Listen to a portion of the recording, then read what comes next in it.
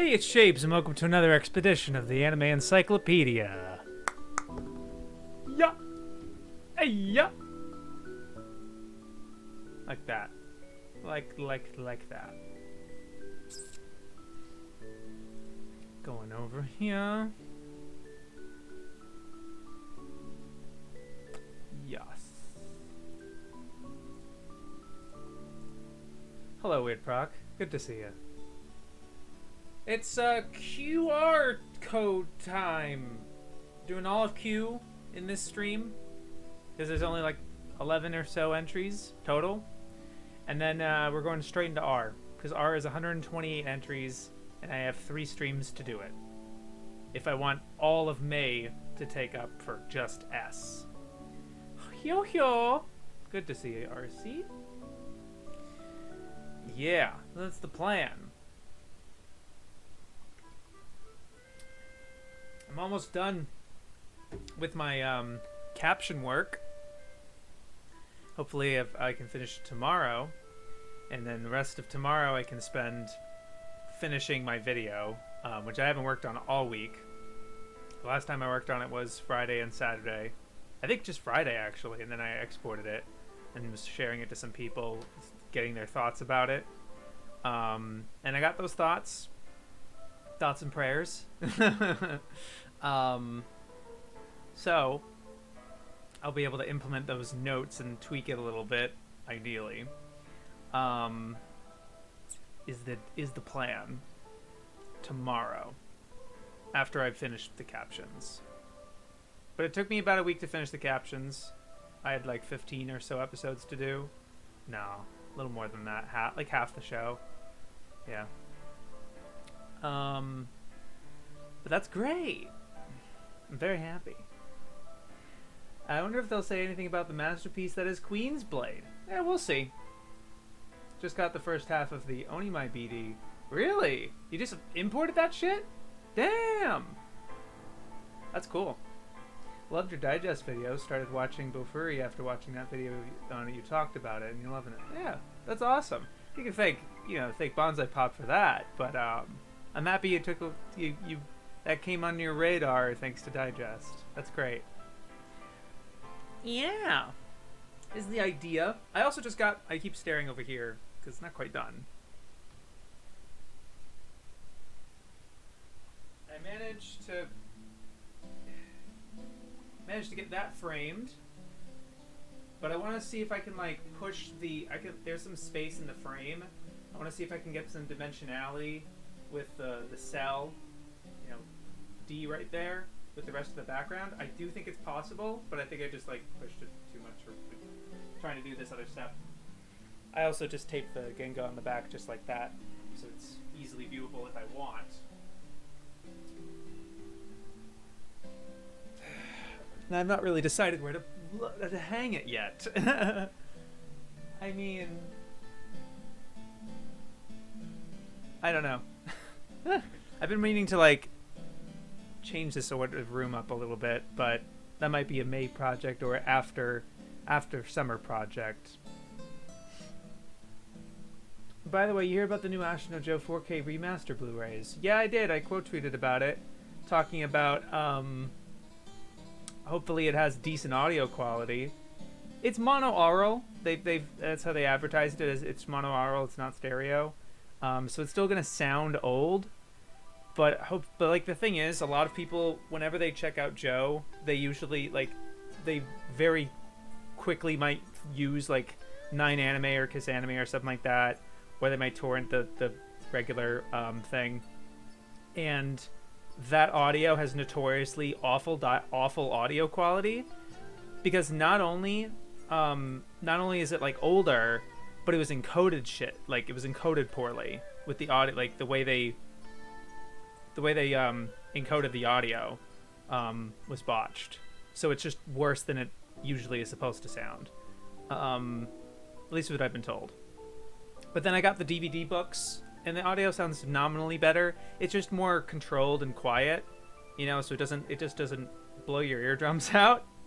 But that's my only concern. But then, yeah, I mean, people have made concerns about they said that there was going to be 40 episodes on 2 discs.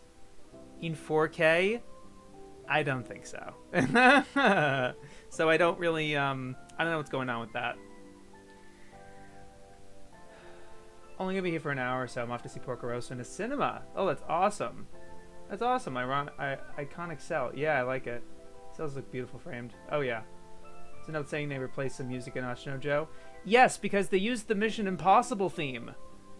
They literally used like dun dun dun dun dun dun dun dun dun dun dun, like for a scene.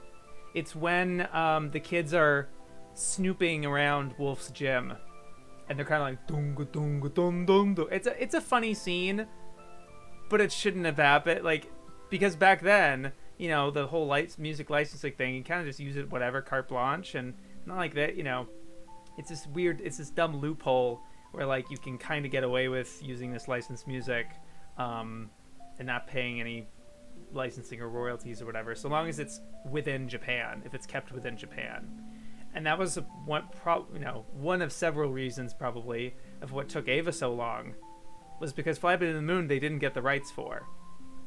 That's why we don't have that ED. It's not out of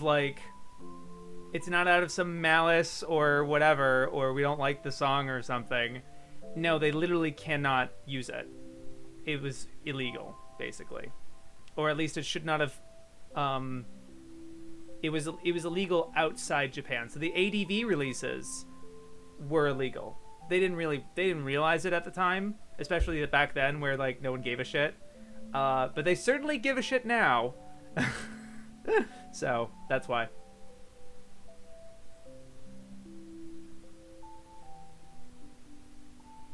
So like, don't get mad at like licensors or something. Get mad at the people that like made those choices originally. It's a shame for Ashino Joe audio. A lot of Dazaki shows have harsh audio. Not too many. Ace has good audio. Takarajima I thought had good audio. Maybe Remy doesn't? I don't remember Remy's audio. But Joe 2 has great audio. It's perfectly fine. And everything after that, like, no, not really. It's just Joe. It's just Joe 1. Gamba yeah, you know what? Maybe Gamba didn't have the best audio. Maybe. I don't remember. Fly Me to the Moon is on the old ADV release. No, exactly. And it shouldn't have been. Zeta Gundam's also missing its openings and endings in English releases. Yep. Yeah. That happens. Yeah, you know, is what it is. It's cool to get the show at all at that point. But they worked that stuff out. Yeah. Okay. Well, I'm on P right now, but I'm gonna change this to Q, like save as a new thing, and we're gonna clean the slate.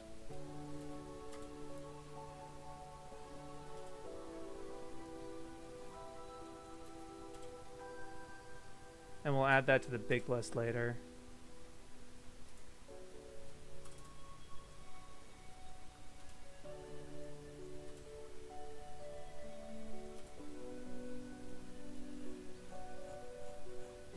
So many odd choices in P. Oh my god.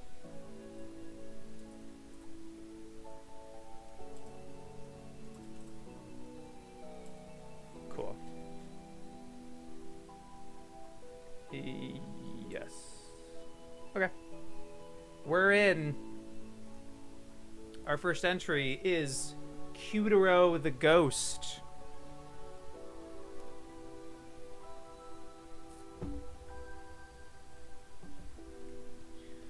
Bazinga. It's understandable. It happens with games too. Games, especially racing games, get delisted once the music license runs out. It's not a problem for movies. So weird it's not a problem for movies. I don't know. Could be a weird situation. I don't know. Different contracts or something. Cutero the Ghost. Reading it. I don't think I need to say it out loud though. Oh.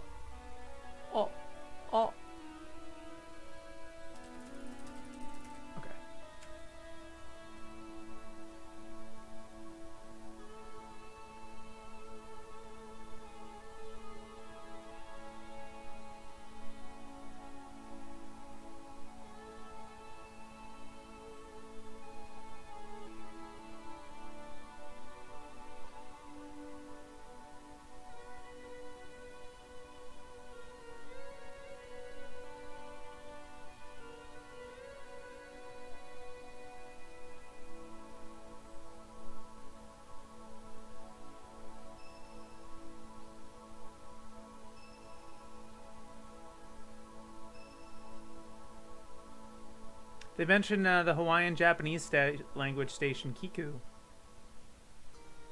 Because the 85 series for Kyutaro apparently aired there.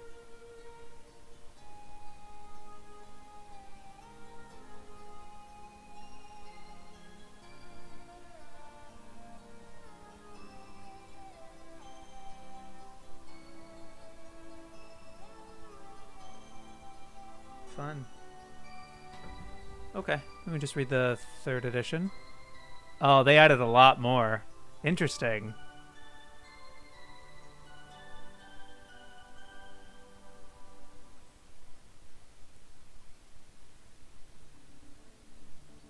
Okay, they added this part. Let me just, I won't write the whole thing, but I'll read it out loud. What'd they add? Kyutaro was notorious within the anime business for a number of swindles behind the scenes, as the puppeteers turned anime producers of Tokyo Movie Shinsha were handed invoices for up to 10,000 animation cells per episode. Sneaky animators cheerily gamed the system, prioritizing all the simple jobs, leaving the complex ones until the last minute when they could charge overtime, and partitioning simple frames into several unnecessary components in order to charge for multiple cells. However, cooler managerial heads eventually prevailed, not only bringing the production in at a more realistic budget, but also noticing that ratings above a notional 15% had no effect on merchandise sales.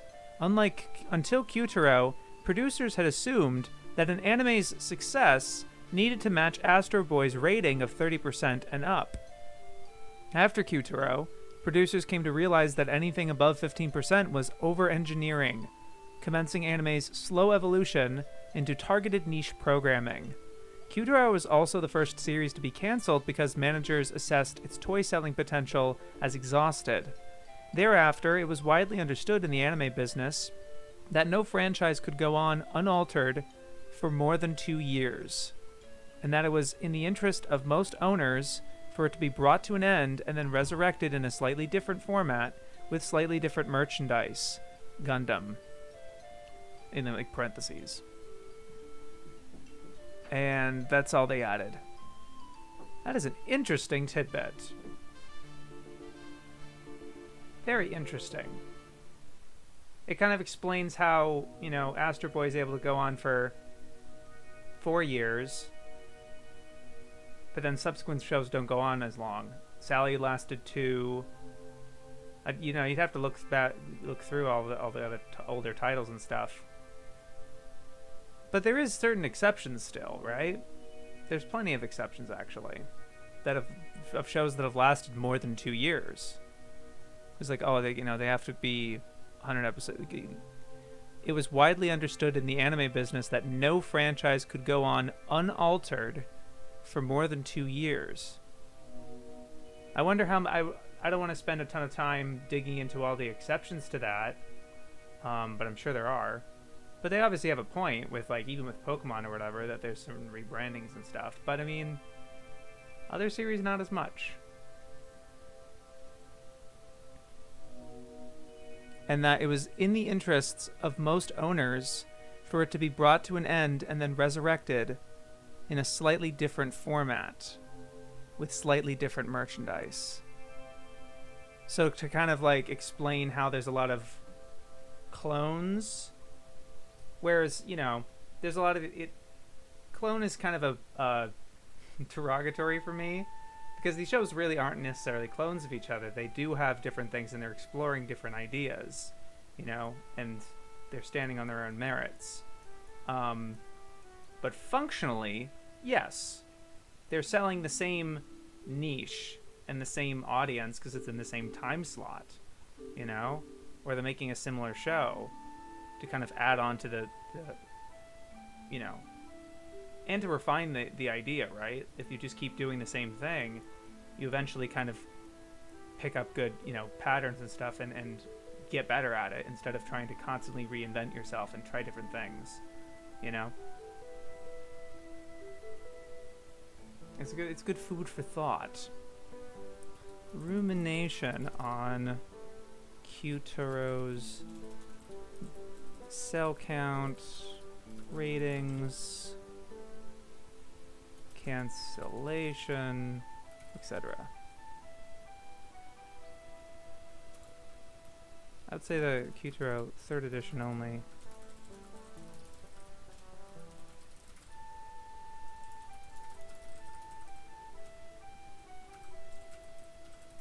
Yeah, I like that. That was good. Okay. Queen and Slave from 2002. Yeah, I figured as much.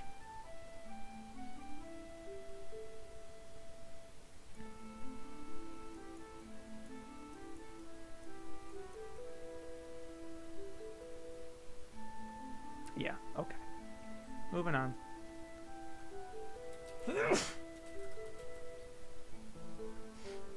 Emeraldus.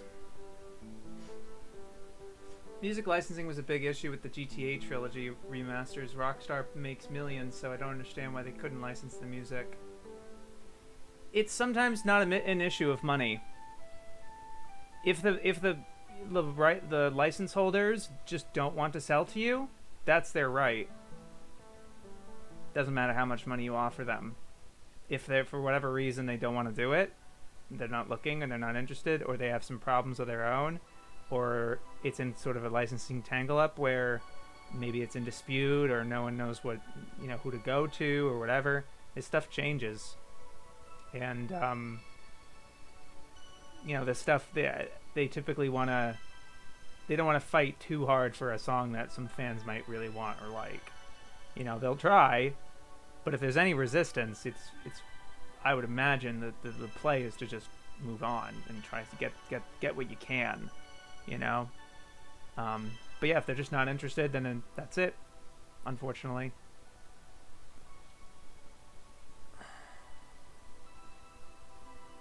Like, I'm sure Netflix would have asked, or Kara would have been interested. Maybe Kara just didn't want to do Fly Me to the Moon anymore. They didn't want to bother with the whole tangle up.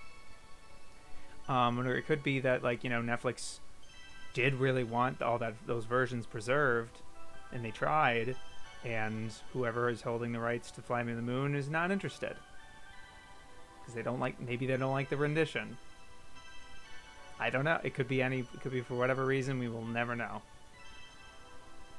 Anyway, I'll read Queen Emeraldus out loud. Let me read the first one, first edition first. In the distant future... Oh, I'm just looking at this. They list 2 30-minute OVAs. There's more of Emeraldus than that. Or am I thinking of Queen Millennia? Yeah, I am. Shin Takatori Monogatari. Senjo. Yeah, that's the 42 episode in the movie. Okay, so Emeraldus is different. Never mind. Silly me. 2 lagies. In the distant future, the Afrasians are out to dominate the galaxy, and humankind's only hope for freedom is the pirate known as Queen Emeraldus. Driven by the memory of a long-lost love, she sails the seas in space in her namesake's ship, fighting evil on her own terms, more like Robin Hood than a traditional pirate.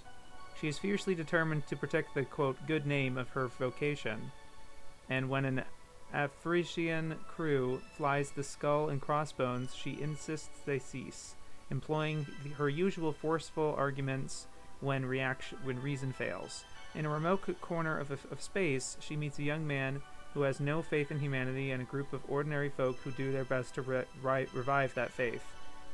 When the Afrasians under Captain Eldomain come looking for revenge, they take these ordinary folk hostage as bait for a trap for Emeraldus. Leiji Matsumoto has spent most of his career constructing a huge personal universe in which to develop his notions of honor, justice, courage, and what it means to be a real human being.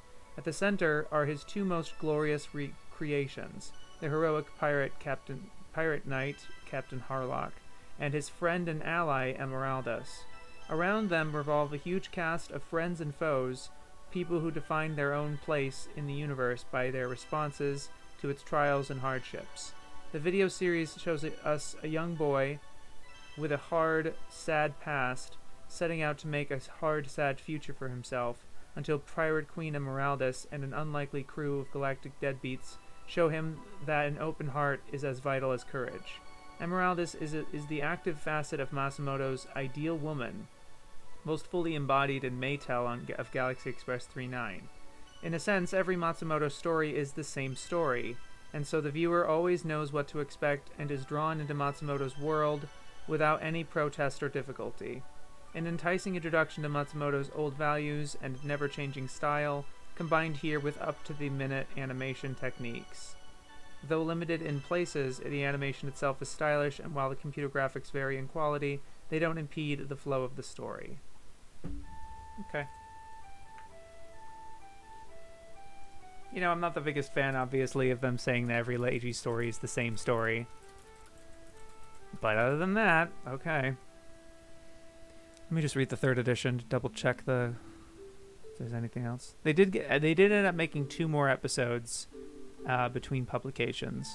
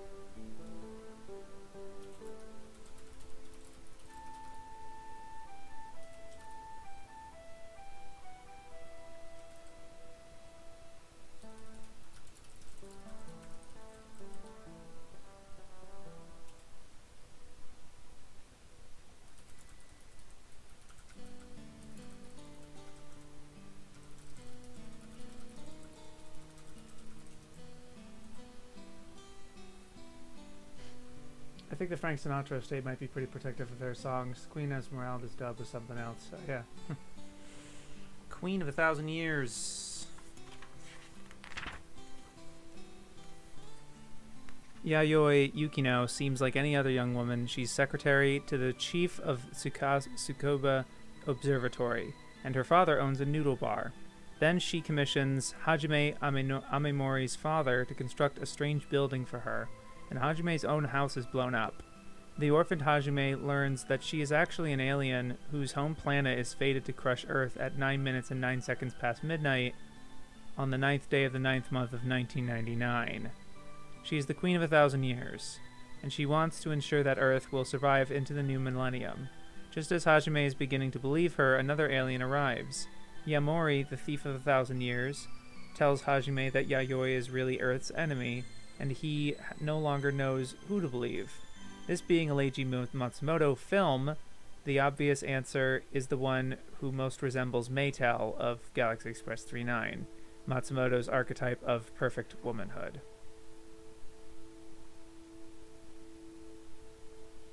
Okay. And, also the fact that they said that exact same thing twice. Meizo Matsumoto's manga serialized in the newspaper. The TV series was also cut into a movie-length edition. What? This being a Leiji Matsumoto film, the obvious answer is the TV series was also cut into a movie-length, because yeah, the show came out before the movie, I think. Movie-length edition that was released in theaters as Sen no Jo, and featured a theme song sung by Neil Sedaka's daughter, Della. It was later acquired by U.S. company Harmony Gold and combined by Robotech's Carl Masick with Captain Harlock to create the 65-episode U.S. series Captain Harlock and the Queen of 1,000 Years. I didn't know this happened. I didn't know this was a thing, actually. Even though they were 2 different stories from 2 completely different studios, Masick welded them together by switching the action constantly between 2 war fronts separated by light years, thus sidestepping the fact that the major characters could never appear together. Yeah, pretty smart. That's pretty cool. If it means getting Leiji in the United States, hell yeah.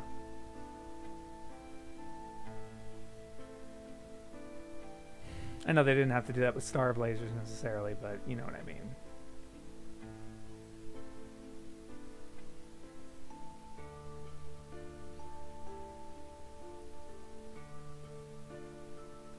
This is kind of annoying.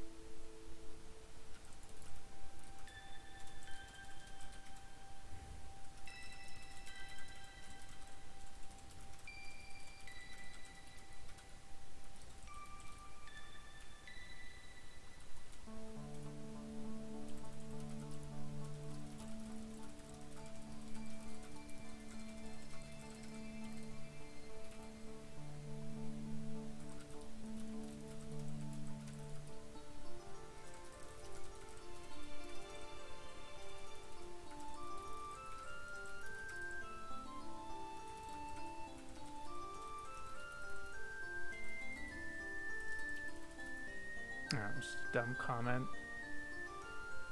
Interesting, I didn't know that neat. Starblaze is just good, I prefer the much more goofy version. Yeah, that's fair.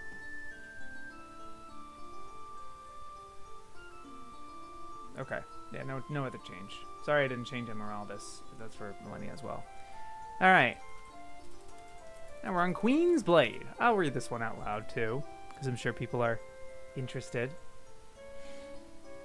Every 4 years, a new queen is chosen by combat from the most beautiful young warriors of the land. The only rule is that the combatants must be over 12 years of age. They need not be nationals of the country, human, or even intelligent. Any weapon can be chosen, killing is allowed, and the winner is the person still standing and not fleeing the field at the end of a bout.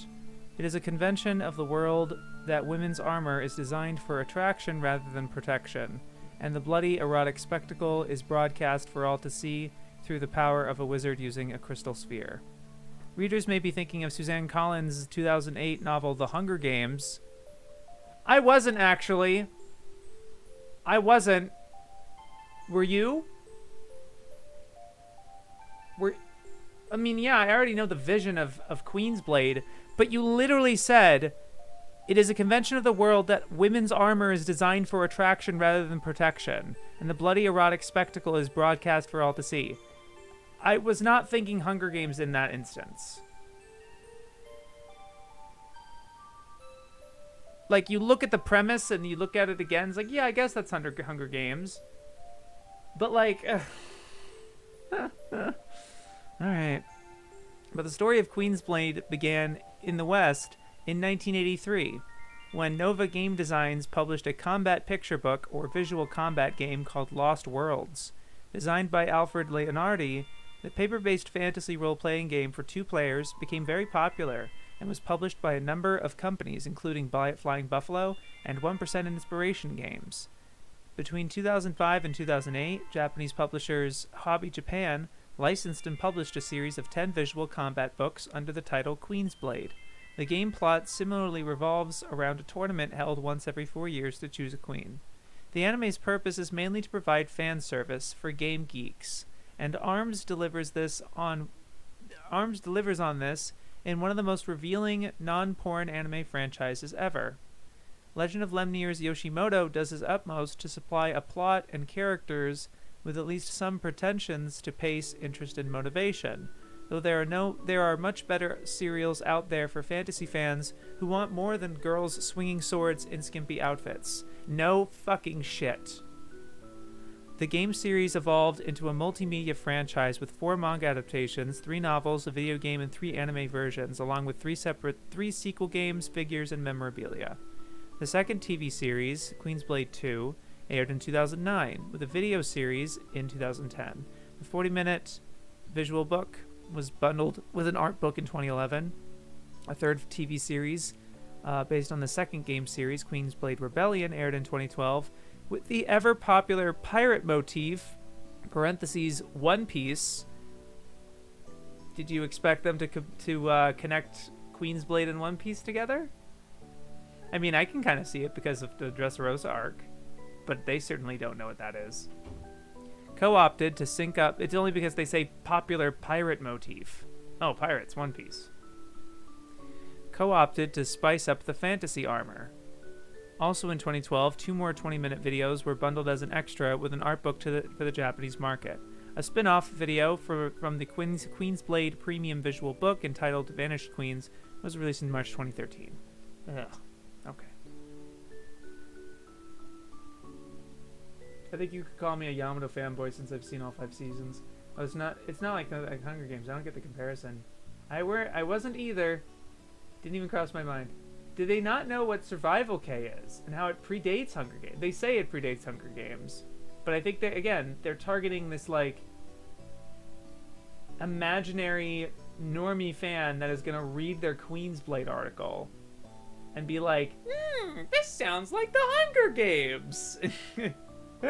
You know, we can't take them for granted. There are probably fans like that out there, and that's not to dunk on them. But okay. Hey Drax. I was just thinking of the Dressrosa arc. Why did they have to have her in skimpy armor? Because it's cool. I would say, you know, it's been a while since I watched Dressrosa. She is actually kind of built for speed and trying to avoid and being as nimble as possible. So if she had really clunky armor that was... And her whole thing is that she doesn't get hit. If I'm not mistaken, her whole thing is that she doesn't get hit. And she her whole thing is like the art of kind of misdirection and not fighting or killing anyone. She's been able to survive the fights by just kind of knocking them into the water and knocking them out. And so she doesn't really do that much in the way of physical violence, and then she doesn't get hit.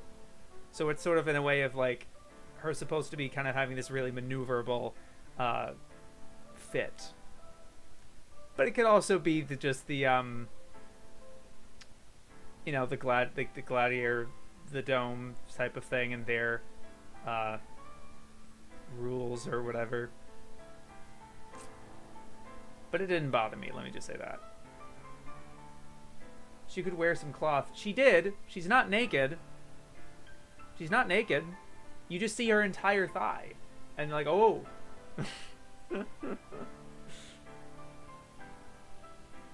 Hunger Games didn't have a giant booba monster that lactates acid. Oh.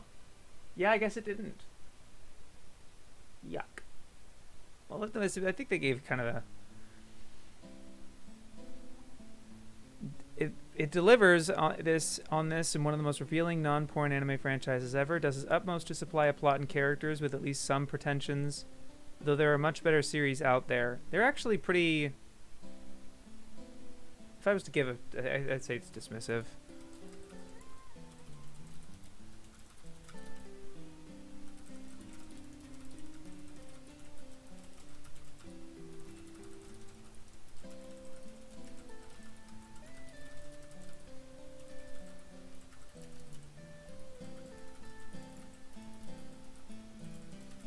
I'm sure there are. I'm sure the fans know that too, and have maybe already seen them, or kind of understand that.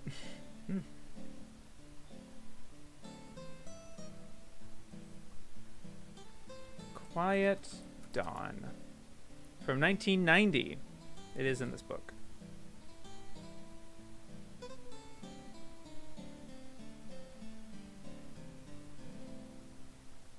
Okay. It's a Yakuza type thing. It's based on a manga from Shonen Sunday. But it's only like a 1-episode OVA, like 40 minutes. They did add something, though.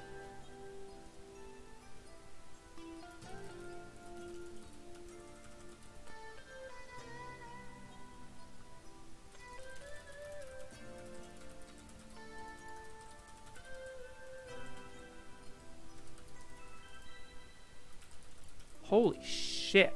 It went 108 volumes? Whereupon the creator noted that he felt that he had written more than enough.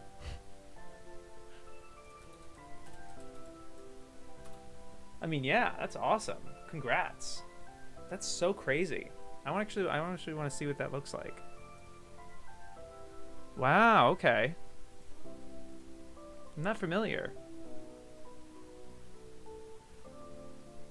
But yeah, he wrote it from 1988 to 2013. Holy shit.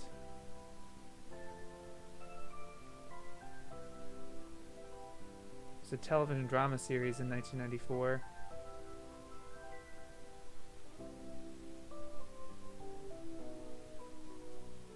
In 2013, it won the grand prize. Aww. That's great because it finished that year basically. Yeah, that's literally Quiet Dawn on the cover of Weekly Manga Sunday for like their main. That's interesting. Laughing Salesman, I guess, was in there. Gataru's ran in that manga. Hitler by Shigeru Mizuki. Oh, interesting. Yeah, Laughing Salesman. And then Sarusu Berry. Wow.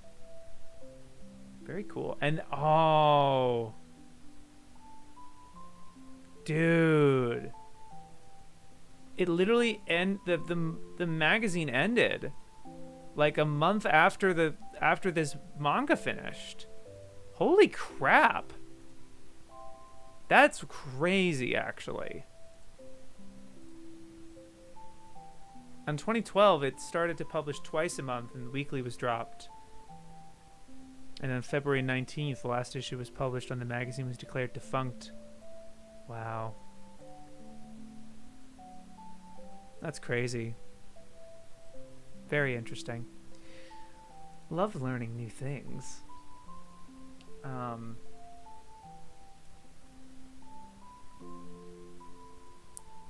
Okay.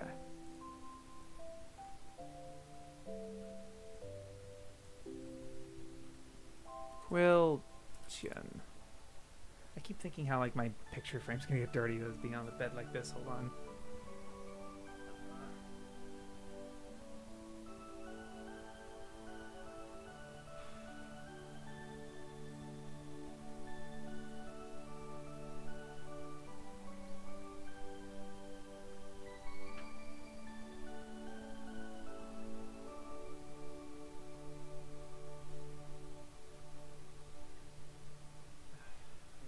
That. I'm done with the first edition, by the way. It was just those four. It ended with Quiet Dawn. So now we have nothing but third editions, where they actually added a new edition here.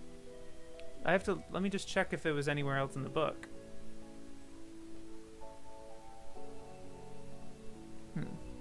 Kigurumi. JK.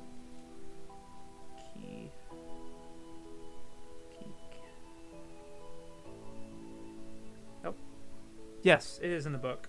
202.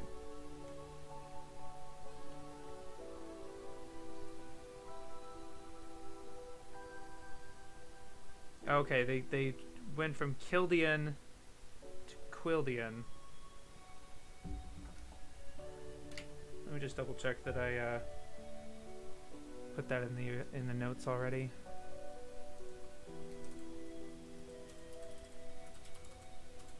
Come on. There, yeah, moved Kildian to Quildian. So I've already read that one. Let me just double check that. Let me read it just in case.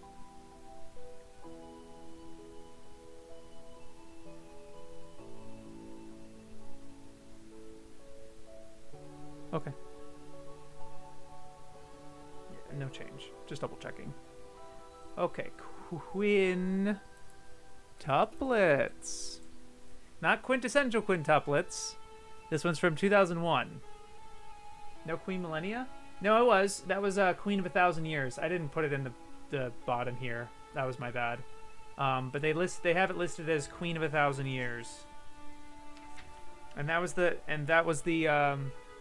tidbit about how Carl Masick fused Captain Harlock and that show together to make a 65-episode show of Captain Harlock and the Queen of 1,000 Years. Quintuplets. A formulaic comedy for small children. Okay, you could have just...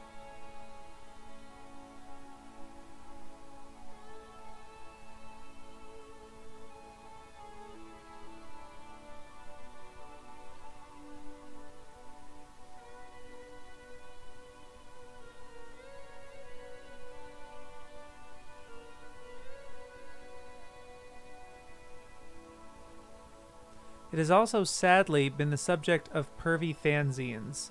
Nothing sacred, not even infant stories.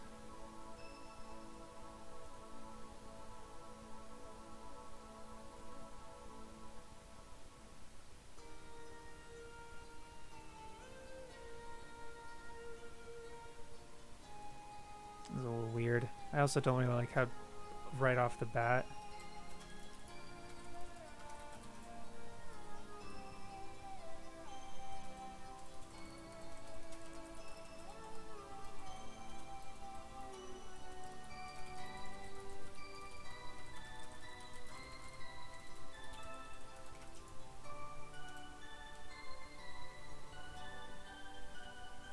I don't know why they have to mention this too, because I feel like there's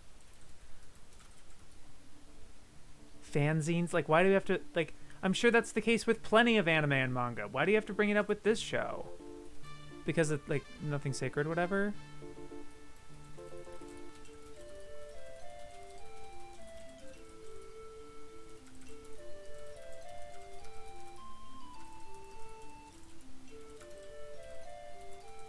Nothing's sacred. Not even infant stories.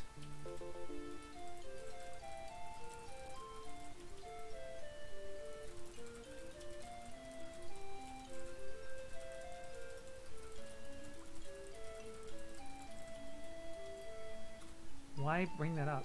Why would they say that? We don't need to know that. Yeah, exactly. They're not here about Rule 34, I guess. Right, right.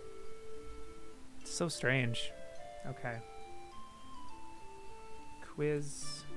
Magic. Academy.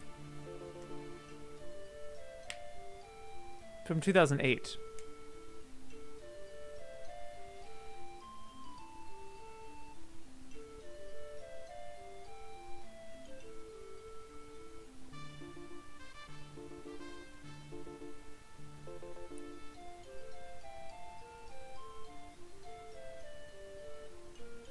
Okay, they didn't really give much opinion about it. All they mostly say is, this pretty silly amalgam of cat girls, school uniforms, and magical boarding school tropes is based on a series of arcade games, da-da-da. Whatever, not really enough to make a point of it.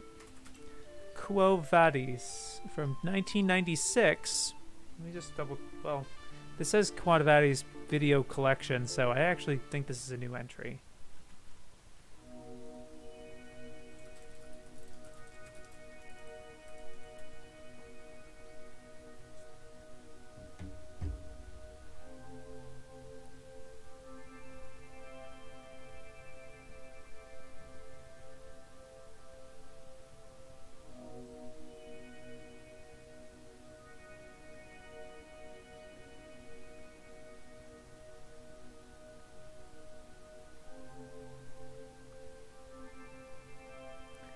Oh, it's a compilation of the animated opening sequences and all the cutscenes for this game, Quo Vadis. Along with an interview with Mikimoto, a selection of character sketches, and the usual making of padding. It's 29 minutes. It does not seem that the Laserdisc contained any animation that was not already in the game itself. A video anime release was also promised but cancelled in the production due to the bankruptcy of the Grams Company. Interesting. Okay. Quasar of Stigmata from 2010. Seikon no Quasar. The last one of the Q section. Let's see what they have to say about this one. At St. Michael's Academy, Mafuyu Oribe and her adopted sister Tomo rescue an injured boy named Alexander, or Sasha, who has a scar on his face. He turns out to be a Quasar, a super warrior who can manipulate a specific element into an immense array of weapons. Alexander can manipulate iron, but his power is drawn from breast milk. Quasars need lactating female partners known as Marias, as many of them as possible, in order to fight and win. Even in a strange world of magical powers and mysteries, it's not exactly the relationship a teen girl envisages finding at high school. This nursery harem setup is not exactly what the West envisages in a TV cartoon aimed at teens either, even if it is intended for airing in a late-night slot. Okay, it wasn't made for the U.S., but you know, I don't want to be actually but that's Japanese. But like, what's your point? A lot of stuff is not made for the U.S. market. Hiroyuki Yoshino's 2006 manga with art by Kimetsu Sato was the inspiration for this series, which was heavily censored even in that late-night slot, but streamed with fewer cuts online and made available uncut on Blu-ray and DVD. A rather basic plot is counterbalanced by elegant background art from Studio Easter, whose work redeems many an otherwise flimsy show, and by some seriously graphic but well-animated action scenes. The character designs are pretty, and director Kaneko does his best to develop his cast, finding plenty of broad humor and even a little romance among the relentless waves of extreme fan service, sadomasochism, sex, and breastfeeding. A spin-off video appeared in 2010. The second TV series aired in 2011, giving Sasha a new partner and a chance to cross-dress. What was the Japanese name for Quo Vadis? Just that? Yeah, Quo Vadis Video Collection is what it says. Just like this.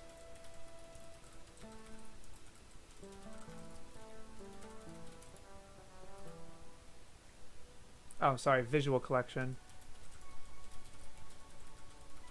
Sorry. They liked it though. They didn't really give that many complaints. They just say that like all that stuff exists, but they're not really saying it's bad. Because they say right? All they say is that among the relentless waves of extreme fan service, sadomasochism, sex, and breastfeeding. They just kind of say that that stuff's in there. And maybe they want you to assume that's a bad thing. But they don't necessarily quantify it as that. So I don't want to make the jump the gun on their part, even though I probably have on plenty of occasions in this project. Pretty sure this is a seinen. That's like saying Ghost in the Shell is shockingly not for 10-year-olds. Oh yeah, fair. Good to see a full one, man.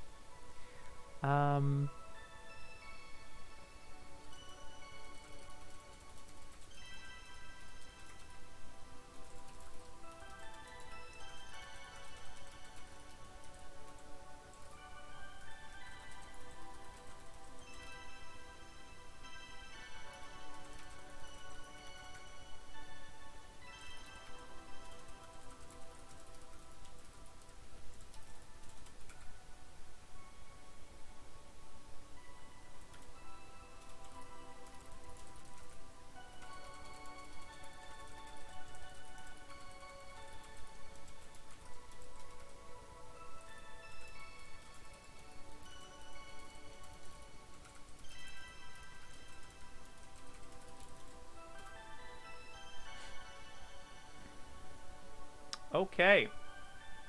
We're in R, fellas. Just like that. We didn't even, it's not even an hour into the stream. Our time, baby. Now let's just take a step back. Let's see how many we want to do here. 64R per stream to finish by end of April. Oh yeah. Well, wait. Well, it's 64. That's half of R, actually. This is 128 R entries. What about divided by 3? 42? 43 entries? Let's do 43 entries. But let's first, let's just say Q/R, honestly, because R... Yeah, that's fine.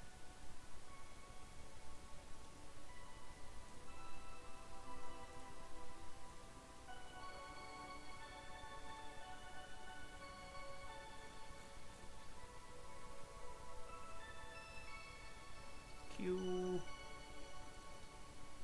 There we go. Okay, QR. Pretty sure this is, yeah. So this is why I keep missing these streams. 9 a.m. Saturday. Oh, sorry, it's your guy. Fair enough. What time zone are you in? Alright. So we're doing 40. Damn it. 43 entries. I mean, how many is that? 1, 2, 3, 4, 5, 6, 7.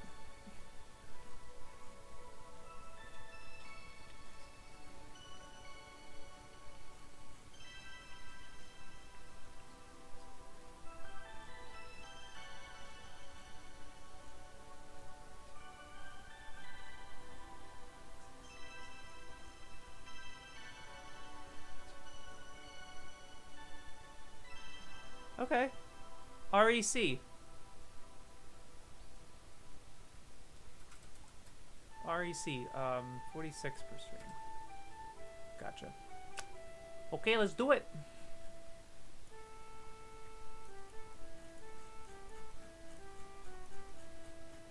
Let's scroll a lot.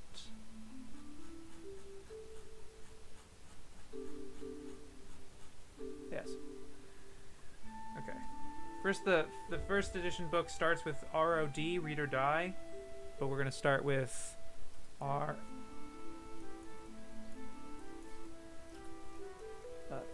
We're gonna start with R. 15. Australia. Oh, fair. Sheesh. Is there anything crazy in Q? Not really. Millennia was like, he just says, this being a Matsumoto film, the obvious answer is the one who most resembles Maytel. Like, who's the good guy? It's the one that resembles Maytel. It's just like, okay. And then they just say in quintuplets, like, why do they have to bring this up? It also has, sadly, been the subject of pervy fanzines. Nothing sacred, not even infant stories. Yeah, but like a lot of... That's the case with most of the media. Why do you have to bring that up in this article? Yeah, so... Meh. Meh. Yeah, it'll be next time for Redline. But if you want me to read Redline, I don't mind reading it now. I don't mind. If you want, let me know. We'll do our 15. So just nitpicking. Yeah. Not much. There's only 11 entries total, so yeah, of course.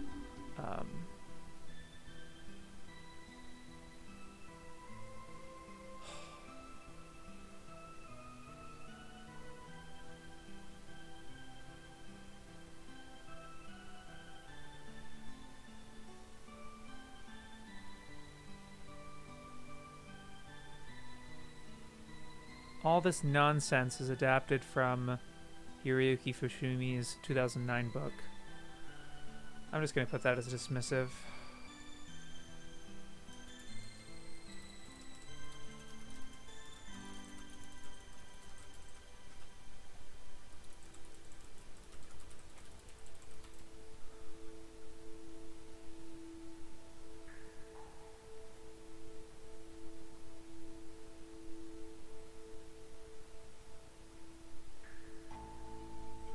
Yeah, like, it's not that big.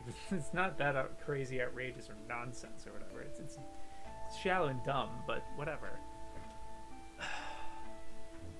No, it's okay. I'll be here next time. Okay. ROD. Read or die.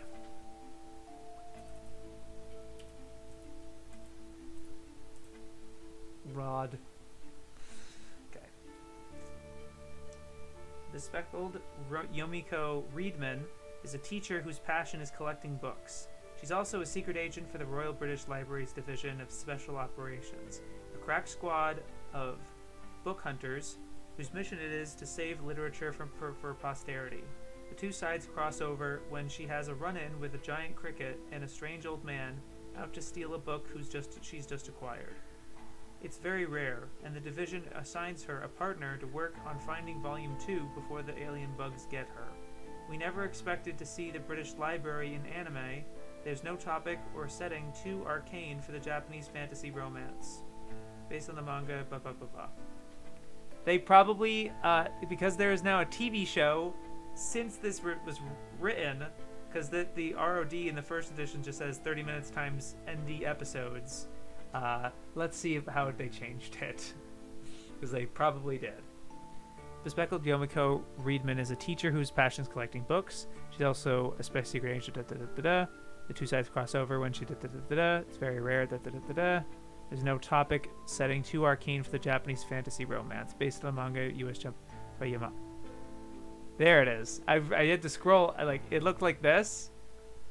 And I'm like, that's just what it looks like. Is in the first edition. I'm like, oh, okay.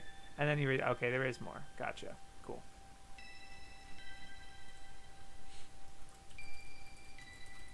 The later TV series drops the original cast in favor of sisters Michelle, Maggie, and Anita, who become rescuers and then bodyguards to author Nenene Sumiregawa, one of Yomiko's favorite authors and a character in the first episode of the video series. 2 years later, the author is trying to find Yomiko, but her path and that of the sisters keeps crossing with each other with other British library agents from the Special Engineering Force and with their sinister assassins. A rogue agent is plotting to conquer first Japan and then the world. Recalling Cat's Eye with its trio of sisters going undercover to steal artworks linked to their father's disappearance, that does sound very specifically similar. Is that really what's happening in Read or Die? Let me just double check reading. Let me read that synopsis again. 2 years later, the author is trying to find Yomiko, but her path and that of the sisters keeps crossing with other British library agents from the Special Engineering Force and with their sinister assassins. A rogue agent is plotting to conquer first Japan then the world. There's a lot more going on than just the... Okay, whatever. The series uses the trio format to provide a range of types and ages, maximizing the chance of viewers finding a character to identify with. That is such a cynical way to look at it. Ugh. Or maybe just to make them different, you know? As in Girl Power and Kokoro Library, the producers try to cover all bases with the sisters. One quiet and standoffish, one extrovert and gossipy, one headstrong, one loving Hemingway and one into Harry Potter, and one not keen on books at all. Teens, 20s, and prepubescent. Brown, blonde, and pink hair. Why do you have to harp on that? And that's all they fucking say about it. That's all they say about it. I'm not even a big Read or Die fan. I'm not gonna lie to you. But like I have no shit about this. But like, you really just went and just redundantly recount how, like, this, like, oh, the three sisters, they're like, it's like Cat's Eye, and they're different. They're different in all these ways. And that's it? That's all you're gonna say about it? I'm not looking for a review for every entry or anything like that, but it's such a weird thing to harp on. They don't really give their opinion about it either. So it's, you know, not that I was looking for it. Just, you know, maybe not that.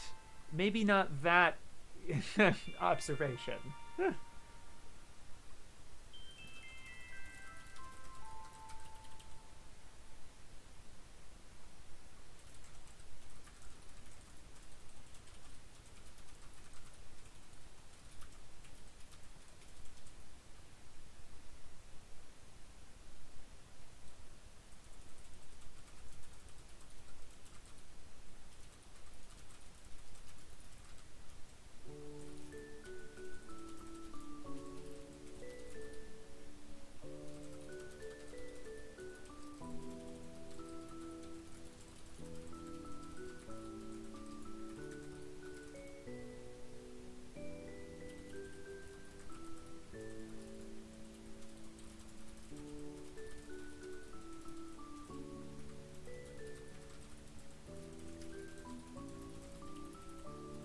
Ugh.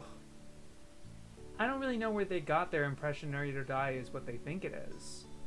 By contrast, we are progressive anime writers, so we make our harem cast all the same character.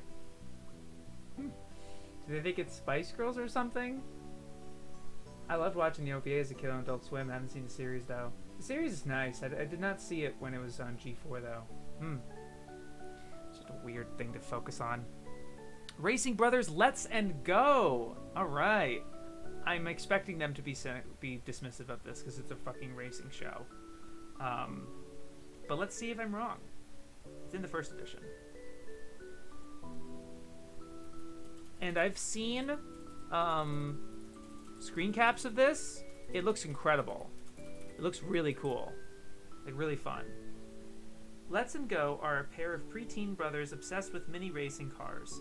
Half lawnmower, half Formula One. In this long-running series based on the manga by Tetsuhiro Koshida, the boys work for genius inventor Professor Tsuchiya to defeat the agents of his rival Professor Inugami, both on and off the tracks. After the first 51 episodes, the series was rebranded and trailed with a feature-length theatrical release. The series proper finished after 98 episodes, but it was brought back as Max, renumbered back to 1, and featured a new look courtesy of the new designer Ishihara, a junior version of Cyber Formula GPX, whose sci-fi racing drama was still running when Let's and Go began. Okay, they weren't cynical about it too much. That's fine. Not much else to say, though. Let me just double check the third edition.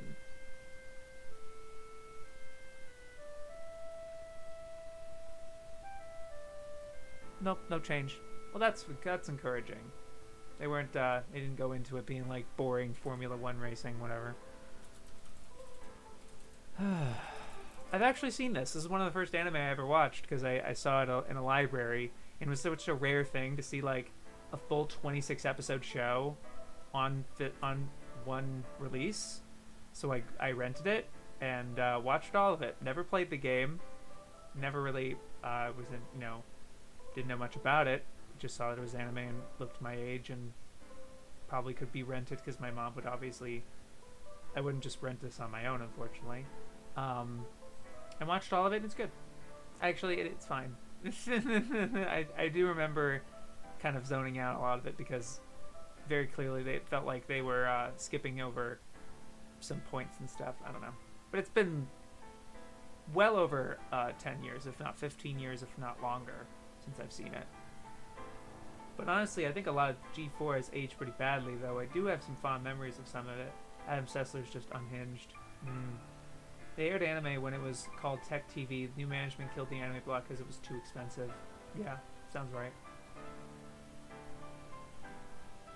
PS1 racer based on this is great. Can't tell you anything about the show, though. We are the star. Yeah, the OP. Yeah, the OP is good. I like the OP, too. This is from 2004. Sorry. That name's familiar. Seiji Kishi? I just happened to glance over, and the director is Seiji Kishi. What did he do? Do you guys know? I'm not going to look it up. I'm going to read.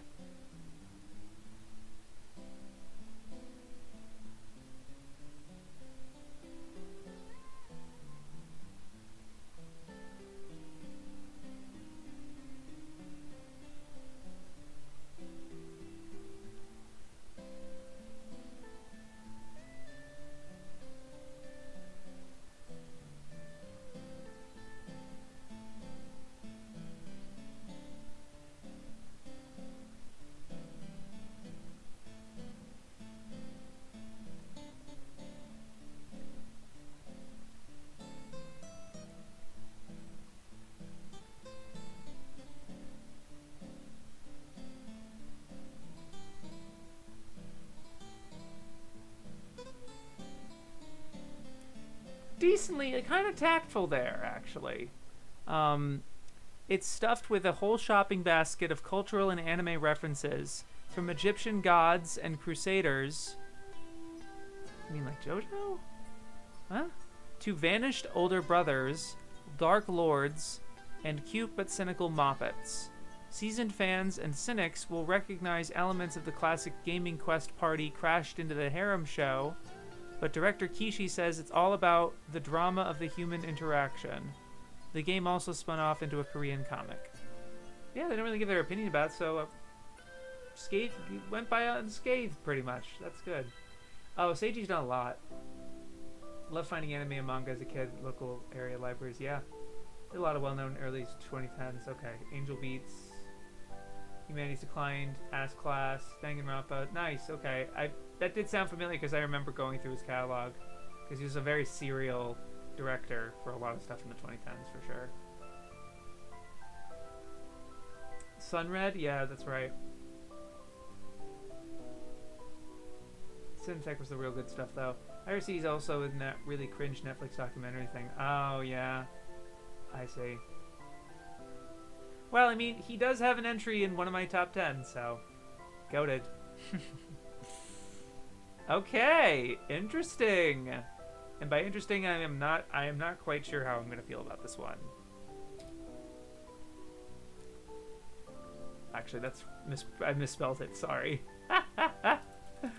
Okay, there you go. Raxophon. Raxophon from 1990 something. Wow, can you imagine? 2002. In the year 2027, teenager Ayato Kamina is living with his scientist mother in Tokyo Jupiter, the new name for the Japanese capital, which now exists under a huge protective dome after alien invaders destroyed the rest of civilization 15 years earlier. The danger from the alien Mu race and its Dolem monsters is still present, and would-be artist Ayato is caught up in an attack with a remote and mysterious girl, Reika Mishima.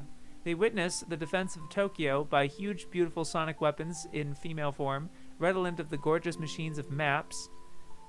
Haruka Shito, an older woman and feisty fighter, tells him she has the answers to his many questions, but instead of fleeing the city with her, he follows Reika and witnesses the hatching of the godlike giant weapon, Razaphon, from an egg in a giant shrine.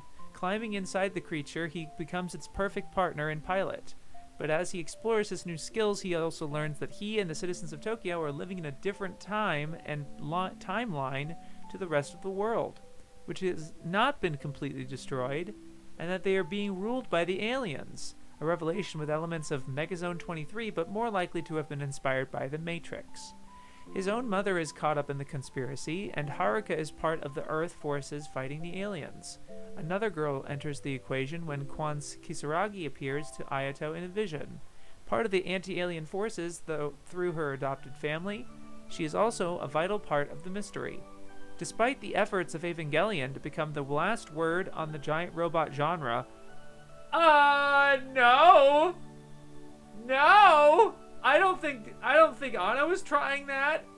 I don't know anyone that's thinking that. That is quite the claim. Let's continue. Oh my god.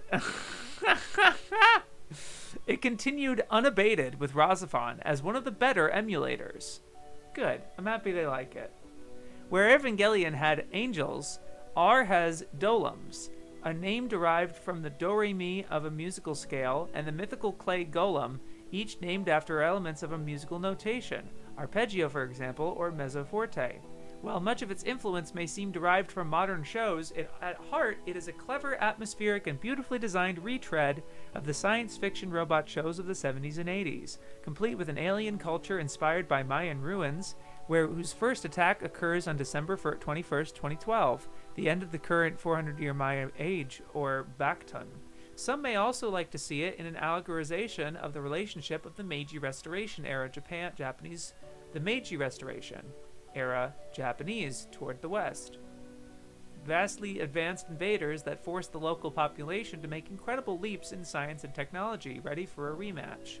Go Nagai's psychic linkage between pilot and craft is crashed into Yoshiyuki Tomino's classic format of a boy's rite of passage through an unjust world in which war sets friend against friend and his own blood betrays the hero.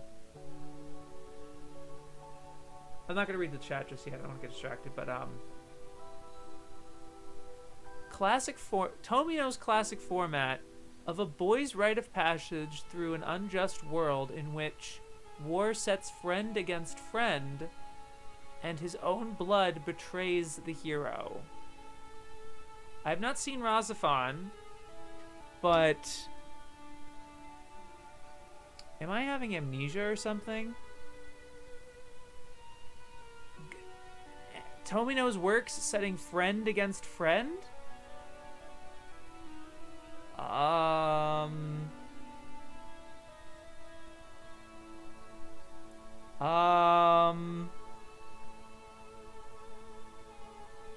I actually don't know what they're talking about.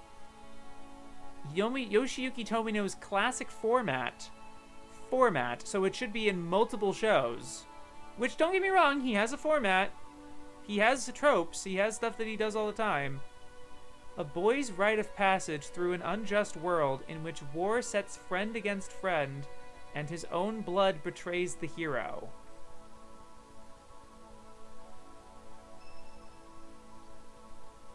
What are they talking about?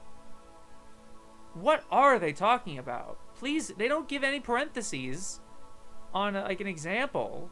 Is that happening in Brain Powered or something? Is that in Dunbine? Is that in Daitarn 3?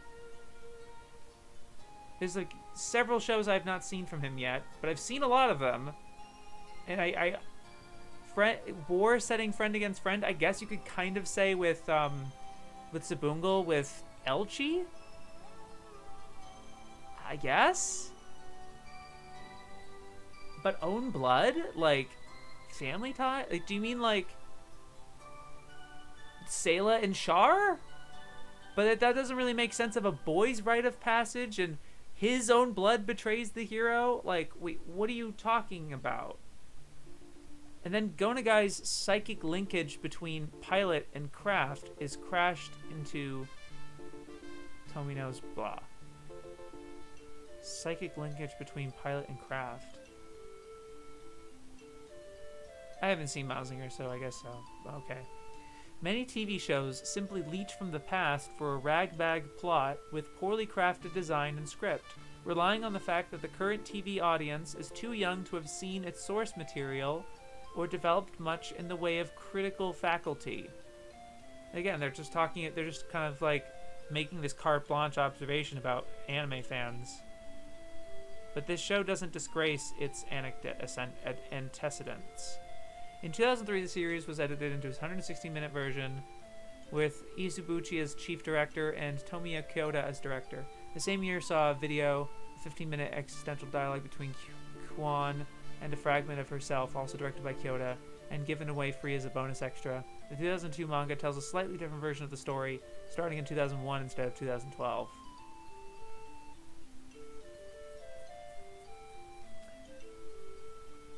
I'm gonna read the chat now.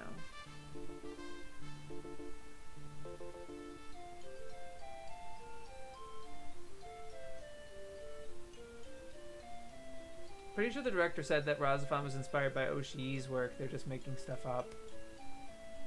Stuff like that doesn't happen in Razafan. They're reaching again. Where? In what way? What stuff like that doesn't happen? Let me know. I haven't seen Razafan. Ayato does have to face off against his former friends, but I'm not sure what specifically they're mentioning with Tomino. You're right. Just the way they worded it sounded made up. And let's insult other anime in the same genre again, of course. I would like to have them mention Brave Raideen, the shows that Razafan was directly inspired by. Yeah. Did the director say that? Yeah, Uzubuchi has said that. Wow. That's cool. I should see both of them together. I know one's 50 episodes and the other one is 26, but who cares? Okay. Weird. Little outrageous, but ultimately okay. Not as awful, I guess.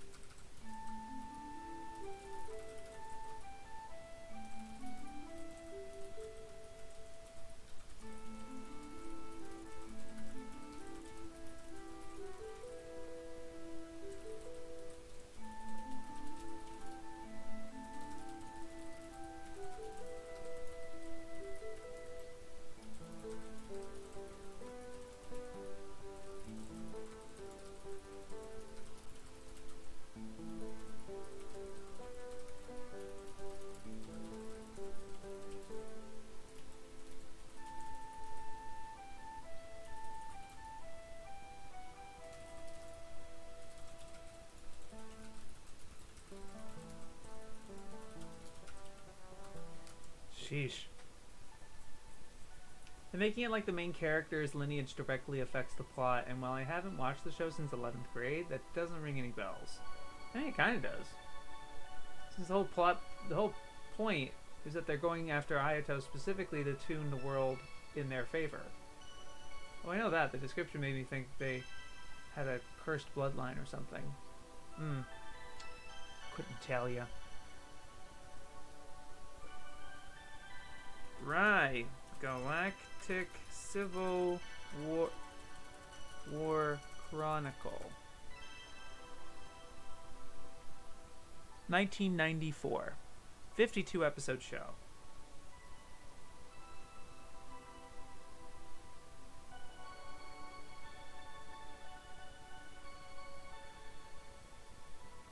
A replay of Japan's Civil War, but in space with fighting robots.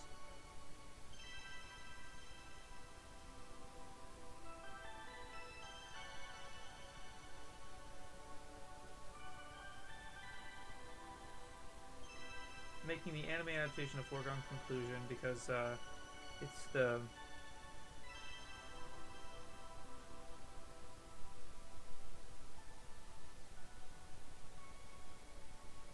it was a manga and sold to over 2 million copies.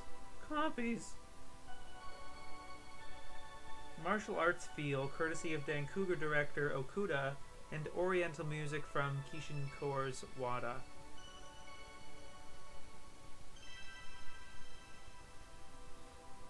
Okay, not really too much to that one. Raijin O from 1991. It's a 51 episode show. It's got a 3 episode OVA.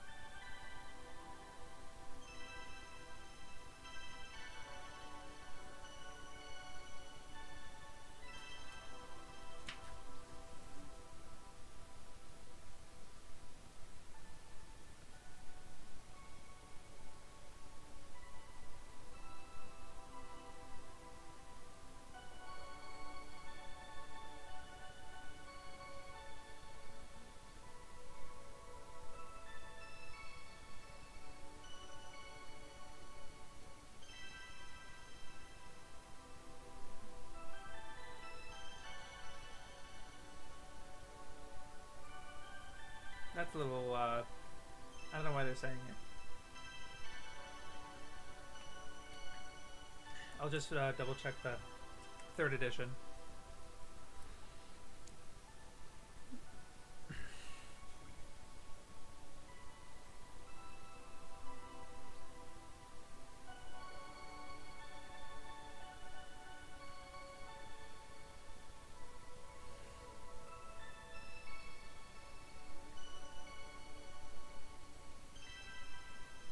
Another series created by Sunrise House pseudonym Hajime Yarate, Raijin-O follows the tradition of giant robot shows begun by Mitsuteru Yokoyama's Gigantor and Go Nagai's Mazinger Z, which Sunrise raised to the level of an art form in the late 1970s with shows for a slightly older audience like Gundam. Sunrise was also responsible in no small part for the use of very young children, the target audience for merchandising, as heroes in these shows, as the success of Raijin-O came shortly after the beginning of their long-running Brave saga. Kind of a lazy way to keep mentioning try to link other shows to each other, and they just link Gigantor, Mazinger Z, and Gundam in the Brave saga. Okay.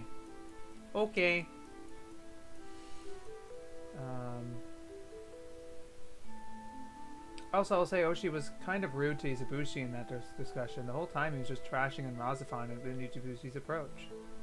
I'd imagine it's just them being friends bantering, but I can't say for sure. Damn, got a link? I hate when people insult others for being different. I don't have it offhand, but basically Oshi was criticizing the mystery, saying that you can't keep leaving people hanging like that every week because people won't want to stick around confused. It also leaves high expectations for the reveals of it, so if it's underwhelming, it falls flat in its face. I might be misremembering, but I think that was what he was getting at. It was weird to say for Razafon specifically, since the show was a hit. Just going off your description, it sounds like that he meant well, but had a very rude way of saying it. Yeah. Alright. I don't know really why they said that, but not a big deal. Not gonna say it. Shave's breaking the QR code up here. Yeah. So we finished Q. It was very quick. Q. And now we're plowing through R. We're gonna do a third of R tonight, a third of R next Tuesday, and finish up by the end of the month. So that May is all S. All S titles. It's literally 443 S titles to go over in 1 month. So I have to do like 50. I think I can do that actually, because if you look at the calendar. 1, 2, 3, 4, 5, 6, 7, 8, 9. I've been able to do roughly 50 titles per stream pretty comfortably. 50 times 9, 450. I would have to be streaming every week and make sure I hit 50 entries every time, but I can do it. I can do that. It would be very close, but I can do it. So that's the goal. That's the goal. Anywho, tell Mr. Wolf that Duncan lives at 867 North Maple Drive. Aha! Big Fat Liar reference. Braille of the Star from 1993.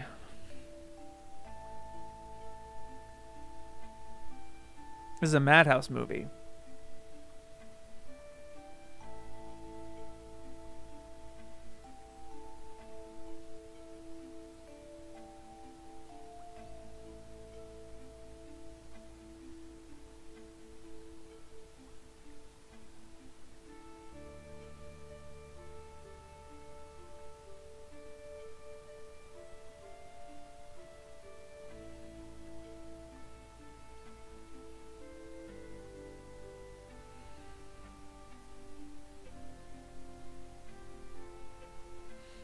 Sanitized true life story. Everything works out tidily.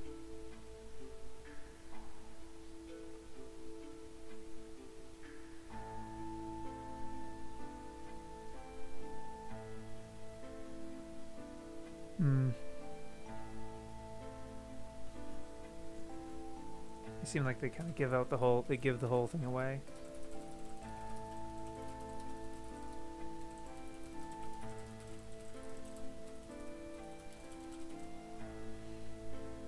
That's Saucy May. Yeah.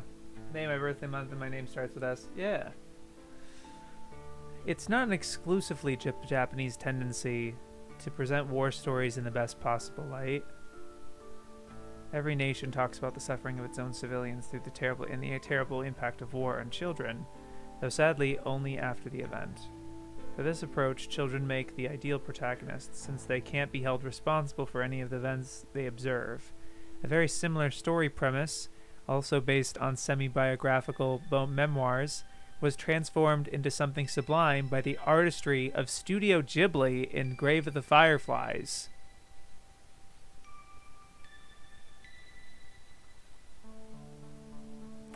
Okay. Whose success encountered a number of imitators, in which Rail of the Star is perhaps the most blinkered. What is blinkered? Of a horse wearing blinkers. Like tunnel vision? Compared to the deeply romanticized view of war presented in the cockpit, or the realistic yet humane look of Barefoot Gen, it's pap, used by the Japanese to assure themselves that World War II was some sort of unexpected natural disaster, and that Koreans don't hold much of a grudge for 50 years of colonial rule. The Wind Rises. Ironically, Rail to Star's artificial worthiness made it a more marketable abroad, where American distributors warmed to its diluted cultural relativism, the bring me your poor concept of the U.S. zone as refuge, and the opportunity to demonstrate that not all of their anime output was guns and hooters. I don't think they like that one.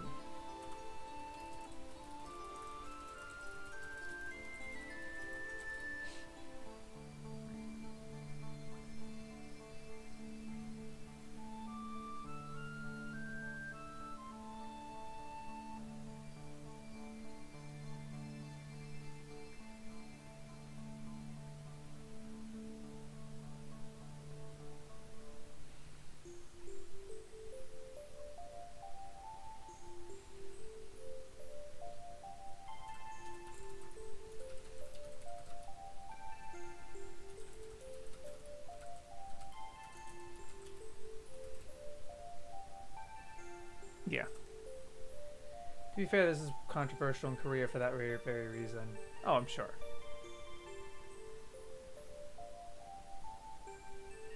Toshiro Harada directed it, though. Wow.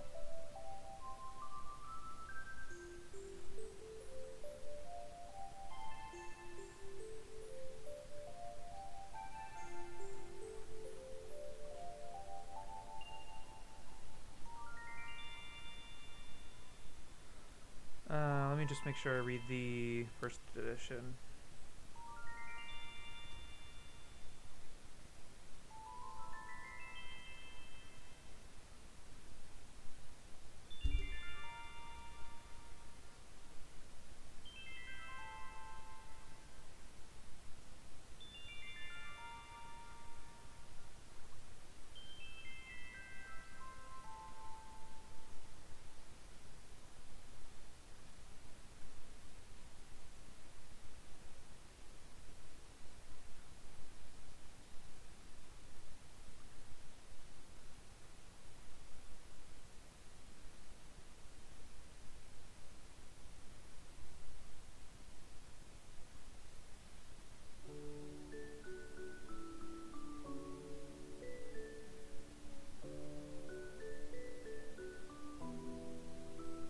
Oh yeah, I want to make sure I write that down.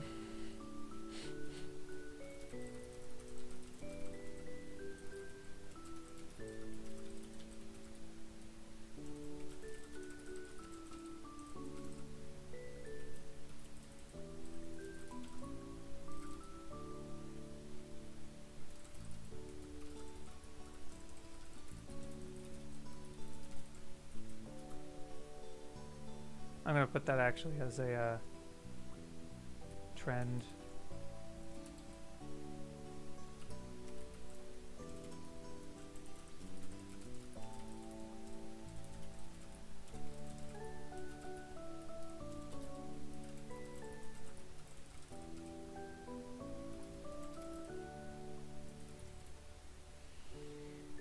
To be fair, that was, yeah, okay. Rail Wars from 2014. Can't believe this made it into the book too. Wow. Charmless teen romantic comedy. Oh, sheesh.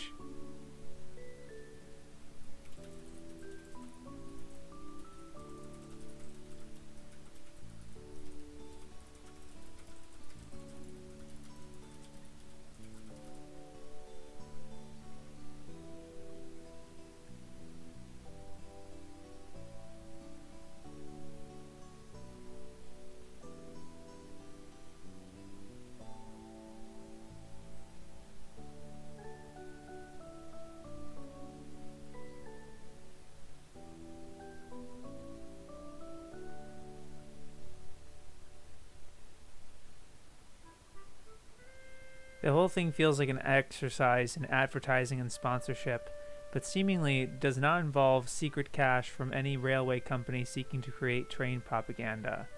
Instead, corporation behind the scenes is accredited to Tomitech, a toy company presumably with a lot of modern trains to sell. Sheesh. I'm surprised they got Rail Wars in, considering some of the 2014 stuff they didn't include. What season did it air in? Because if it was early 2014, then they do have that stuff. Summer 2014. Wow.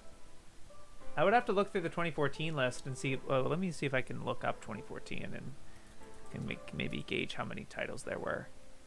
So if I type 2014, I do get searches for like the Sidonia and everything like that. I also obviously get like movie followed in 2014, etc. I get 93 results, including the copyright page. So I'd have to count how many 2014 series they have in here. That'll be interesting. All right, here's another modern title. Relatively. It's 10 years old. 13 years old. But Rainbow from 2010.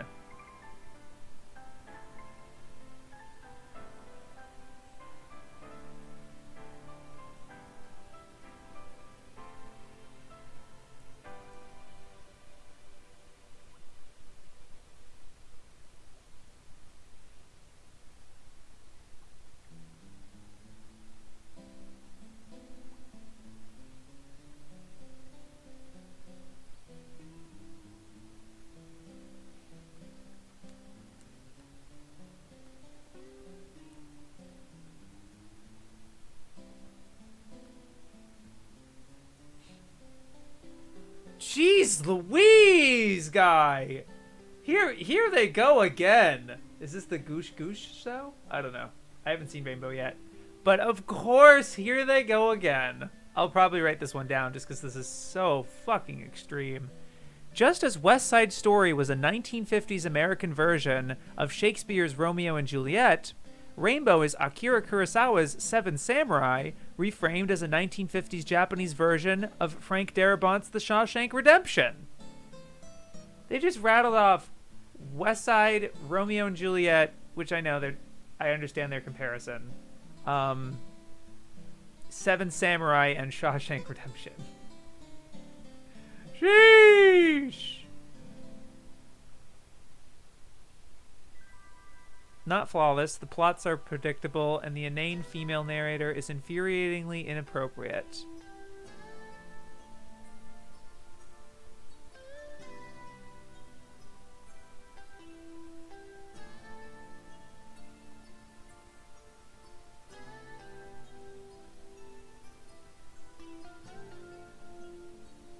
Oh, okay.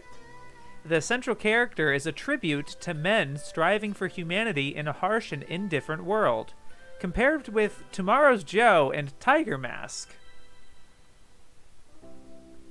The central character is a tribute to men striving for humanity in a harsh and indifferent world.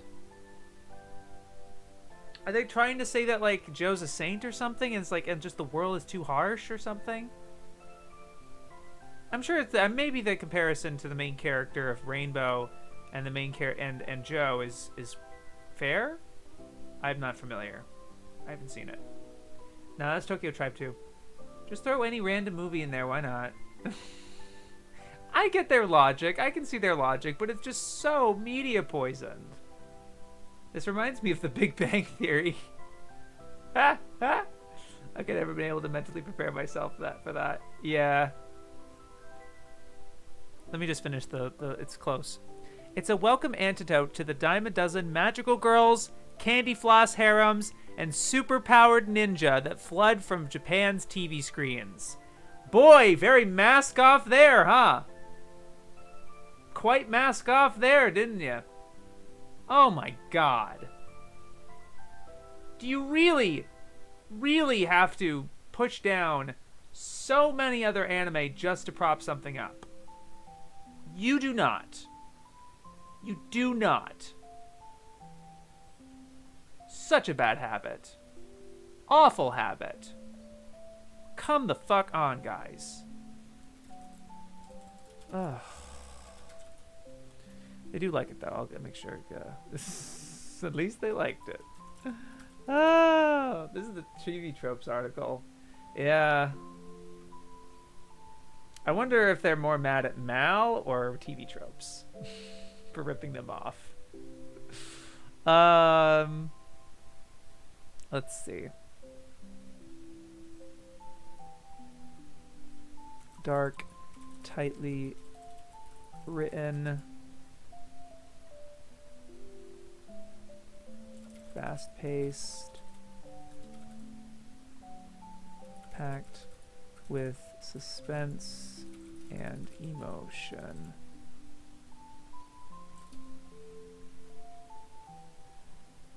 Welcome, Antidote.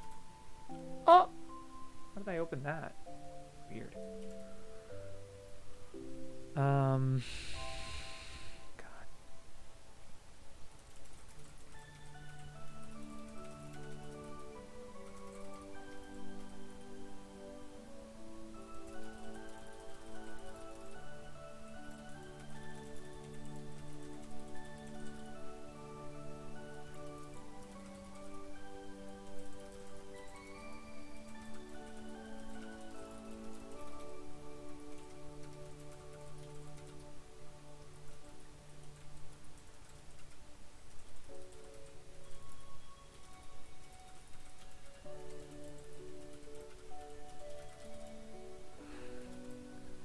God.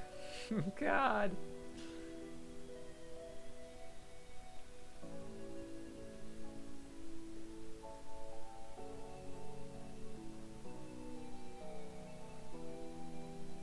It wasn't the first to mention Aikawa this time. Yeah, you're right, Fulham, man. Good shit. Also, I thought the original idea for Angel Cop was from Itano. Not sure. Not familiar. They worked on it together initially, and he was talking about how dissatisfied he was with the crime dramas on TV at the time. I see. Oh.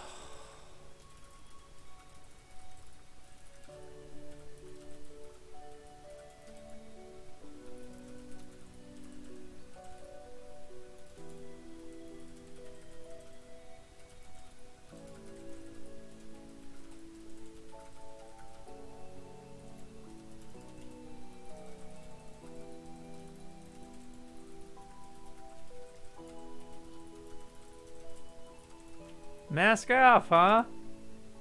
Mask off, huh? Unreal. Rainbow across the Pacific. 1992.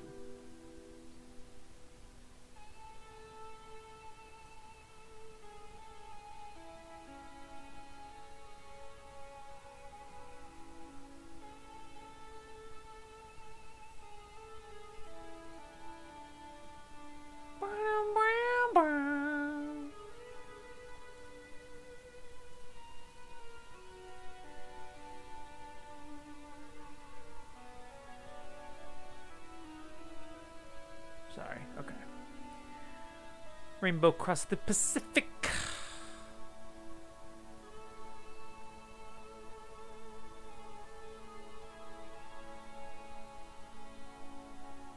Oh wow. I didn't know about the doll burnings of the anti-Western war period.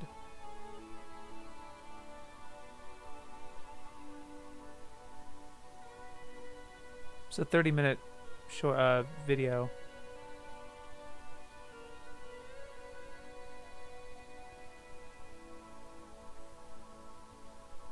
Combining treacly internationalism with inadvertent comedy. Story also suffers from flabby editing. Why have a talking doll and a doll fairy? That's an editing problem? You mean like story editing? Okay. Characteristic of a creator with whom nobody dares argue. In this case, Daisaku Ikeda, the leader of the Soka Gakkai Buddhist organization. I say. But it is superior to his Fairground in the Stars, cleverly appealing to children by using toys as allegories for human suffering and heroism. I'll say mixed.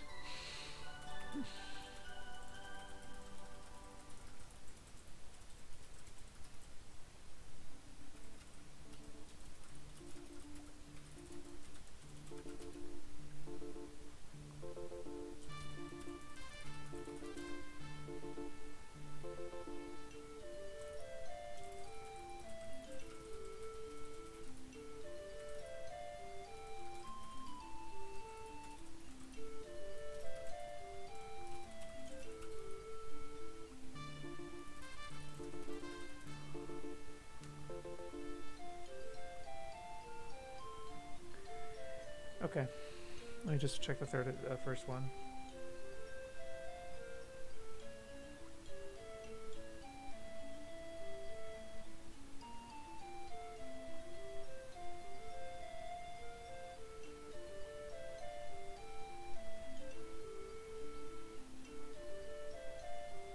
No change. Rainbow Battle Team Robin from 1966. Sheesh. Wait a minute. I just saw under the title, it's Rainbow Sentai Robin, and they translated it as Rainbow Battle Team Robin. I'm gonna make sure I mention that. With like, you can't even learn what Sentai is because it's a foreign word or what? A slang.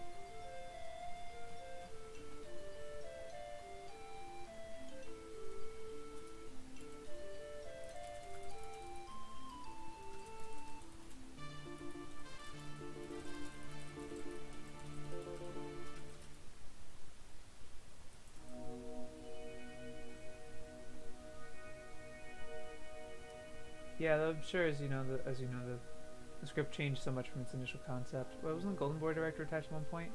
Was he? That was supposed to be a RoboCop parody, and some made it serious. I wonder if they're gonna bring up Miyazaki in his Robin in this Robin article. Maybe. The people of the dying planet Palta. Animated pastiche of live-action shows such as Ultraman. Mm-hmm.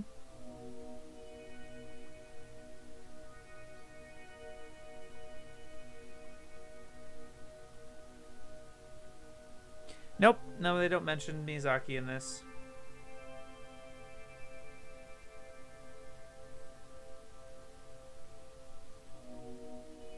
Yep, that's it.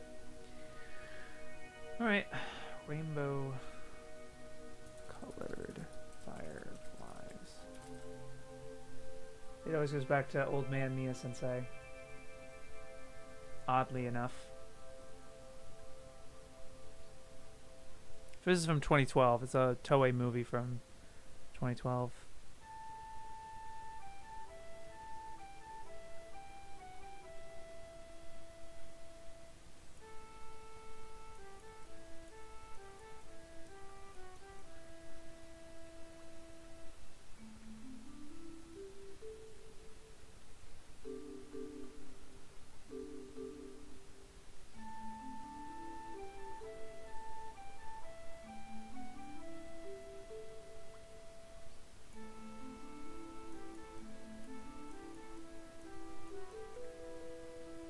Usually the prerogative of Studio Ghibli, and only superficially imitated here.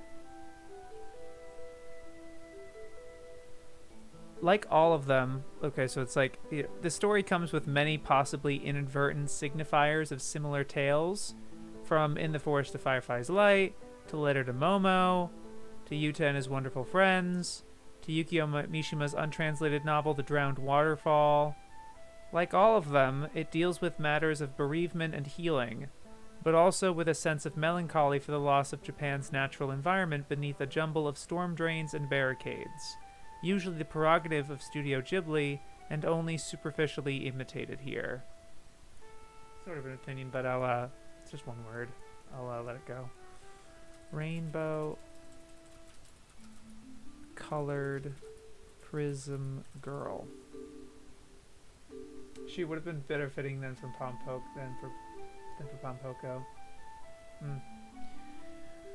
2013. 4-minute APPP is part of this. Okay.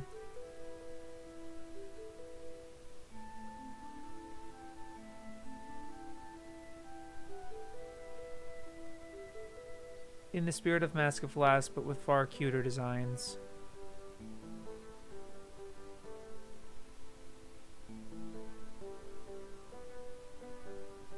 Okay, whatever.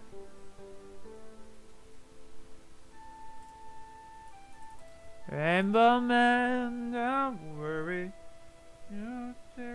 Take your time, don't hurry.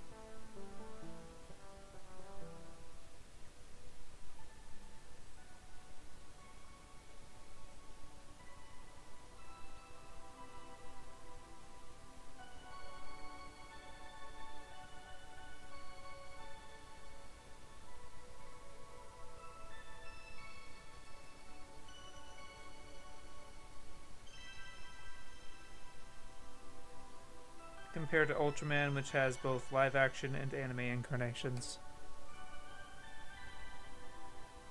3rd edition. No change. Okay. Raining Fire. From 1988. It's an 80-minute movie. Or, yeah, movie.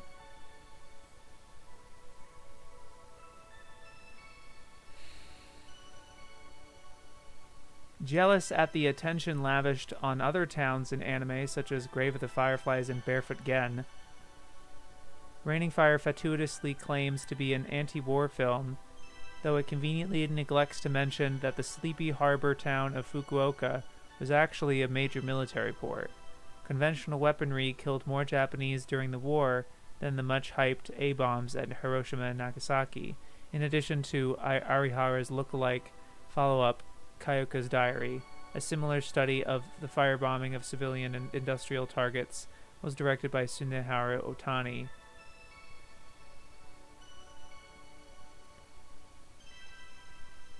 That is such a weird presumption to make.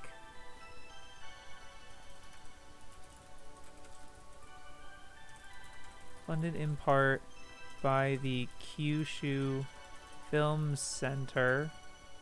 Jealous at the attention lavished on other towns in anime, such as Grave and Barefoot Gen.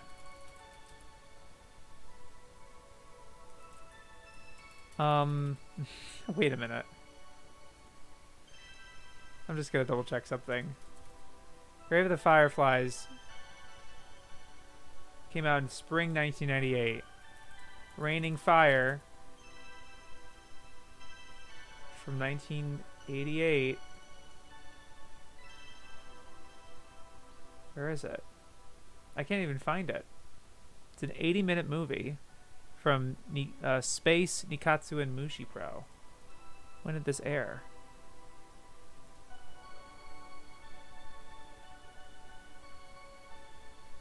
Okay. So, it aired in September of 1988.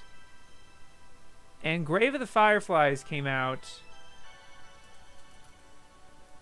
in the spring of 1988.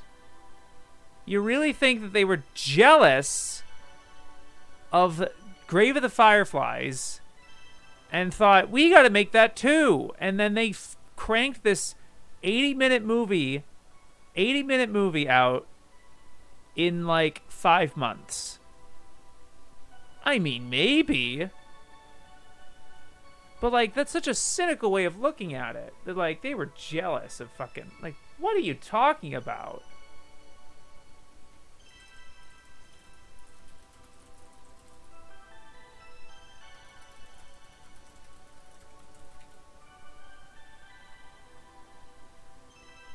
And wait a minute. And also, like, when did Barefoot Gen come out? 86 or something?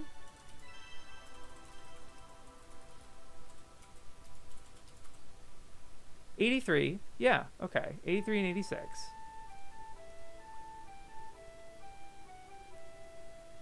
No, they don't. No, they don't. They've mentioned Barefoot Gen in both. In like. In. I think this is like the second or third R entry that deals with with like the after the post-war stuff, and they've mentioned Barefoot Gen and Grave of the Fireflies like reliably together every time. I don't think that's not the case. I don't think that's the case. Looked at AniList, and they also list Robin as a Rainbow Battle Team Robin in English. Oh, interesting. Probably a literal translation like reading Kakuro. Actually, I forget it. Surely they were jealous of Miyazaki when they saw Grave of the Fireflies. Shut up. Come on. Pretty sure Fireflies was inspired by Gen. Guess Fireflies is a ripoff. That, you know what I mean, right? It's like that logic just doesn't make sense. If it's bad, that must be a ripoff. If it's good, it needs to be in the same breath as the other good one.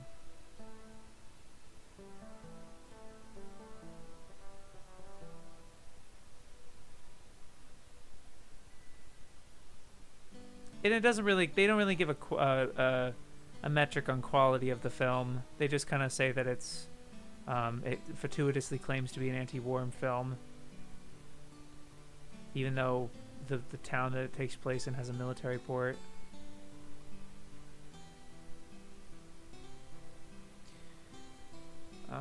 Just double checking the first book.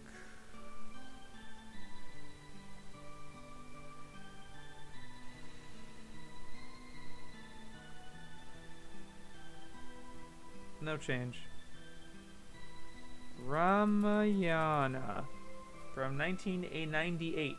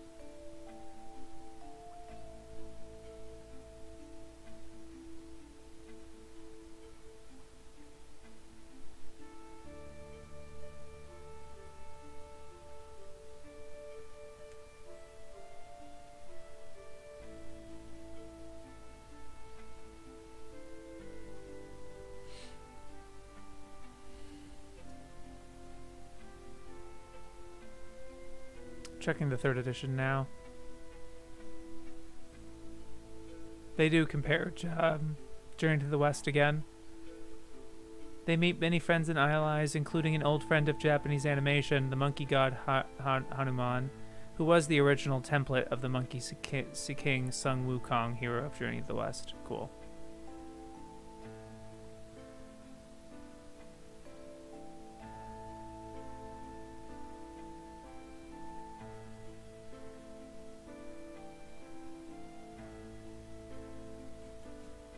I'll say that they were positive about it.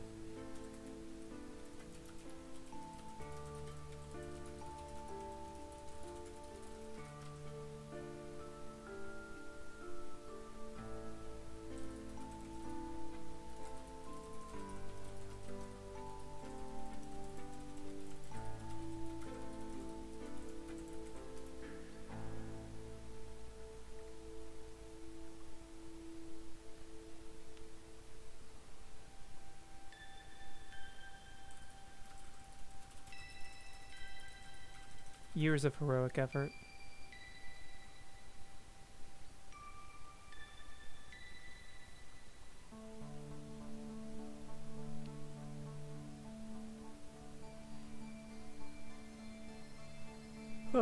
Cool. Ramen Fighter Miku for Miki. Sorry. Metal Fire Miku. Ramen Fighter Miki.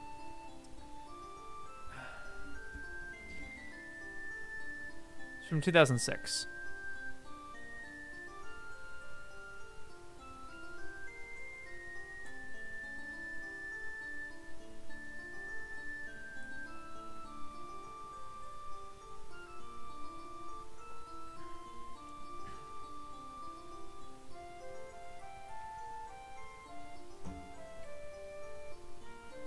The series repeats the same basic gag. Miki gets absurdly annoyed, levels the block in a comical fashion, on an endless loop.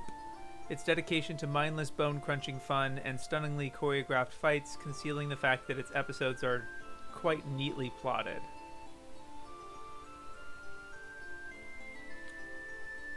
Seems mixed to me.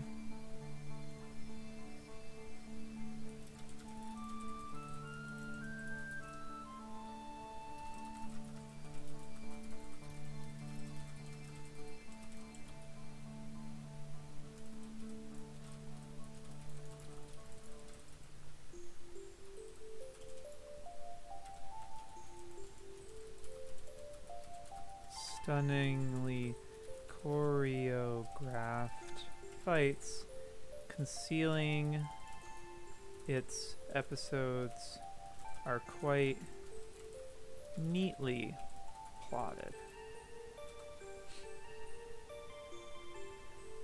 I hate how often the word ripoff is used unless plagiarism is involved. It's a clone.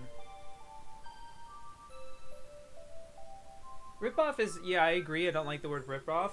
I don't necessarily agree with the clone thing either, because I do think there is something to be said about shows that are explicitly trying to do the same thing. There's very little difference between the two, and then it only comes down to execution after that.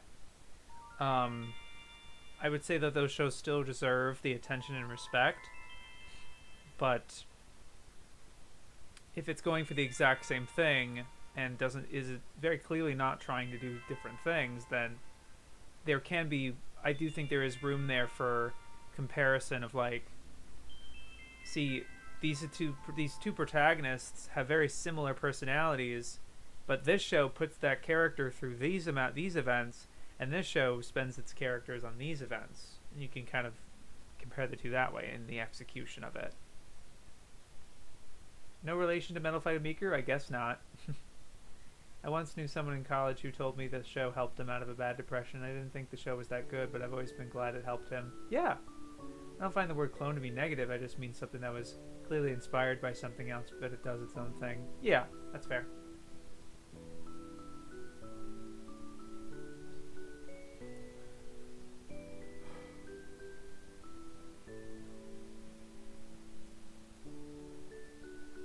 From 2011, Ron R. Sem. So the book there's like a R letter thing here. Interesting.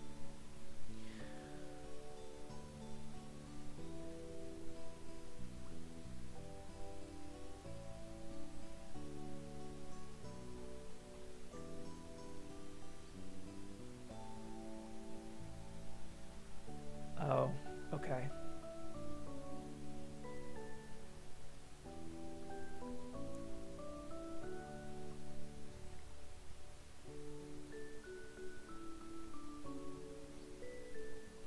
Ah, Victor. Interesting. Another thing about their VN thing, or their game bias, I guess. Ron R. Sem. This may sound like an interesting exploration of cult scandals, but it's based on a porn game by Guilty Plus. So don't get your hopes up.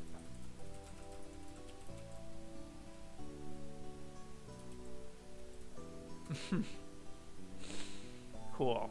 Ah, rants. Guardian of the Desert.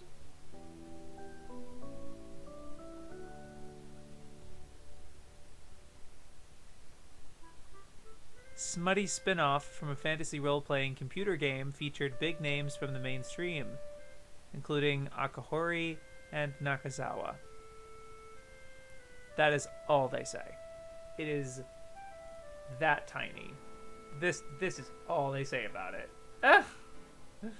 Okay.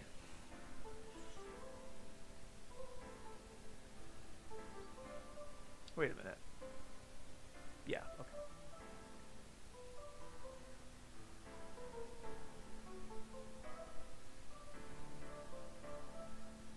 Yeah, nothing else to say there. Takeoff's a better term. Like Miracle Star is clearly a ripoff of Gumball. Ranko Chokyo. Orgy training. Gotcha. From 2001.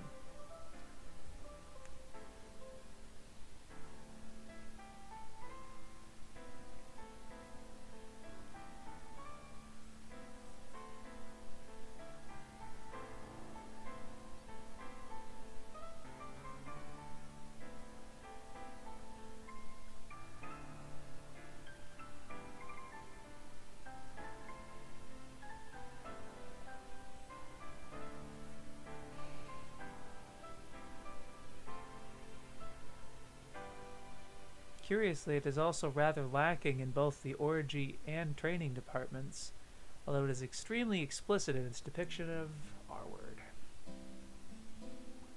Great. Smutty spin-off. I'd imagine the computer game is much the same. The fact this series was PC only says a lot. Well, fellas, we're at a big one here. Ma 1/2. Ranma half? Ranma 1-2? Or just Ranma?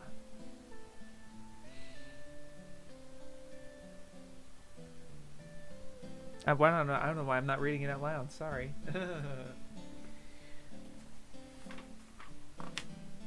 Took up almost a whole page. Almost a whole page. All that is Ranma. Except for that little chunk right there is a new entry. The rest of this is all Ranma.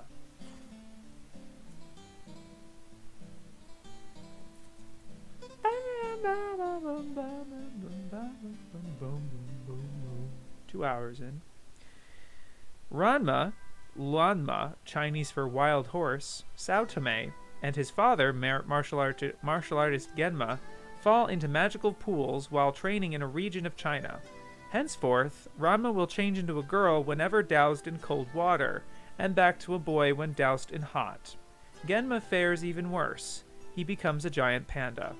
The pair leave exotic, dangerous China and return home to safe, familiar Japan, where years ago Sao Tome Sr. agreed with his old friend Tendo that Ranma would marry one of the Tendo daughters and take over the family dojo. The Tendo girls are underwhelmed by their prospective bridegroom. Youngest sister Akane, who draws the short straw, is a feisty young lady with formidable fighting skills and considerable contempt for the teenage boys who attempt to defeat and date her. She and boy Ranma, Ranma-kun, strike antagonistic sparks off each other right away. Ranma tries to keep his inadvertent sex changes secret at school by posing as his/her other own sibling, resulting in Akane and girl Ranma, Ranma-chan, becoming rivals for supremacy among their classmates. Ranma-chan attracts unwelcome attention from the guys in class, while Ranma-kun is a babe magnet. The stories revolve around the familiar world of teenage home and school life, with the magical element providing injections of fantasy and romance.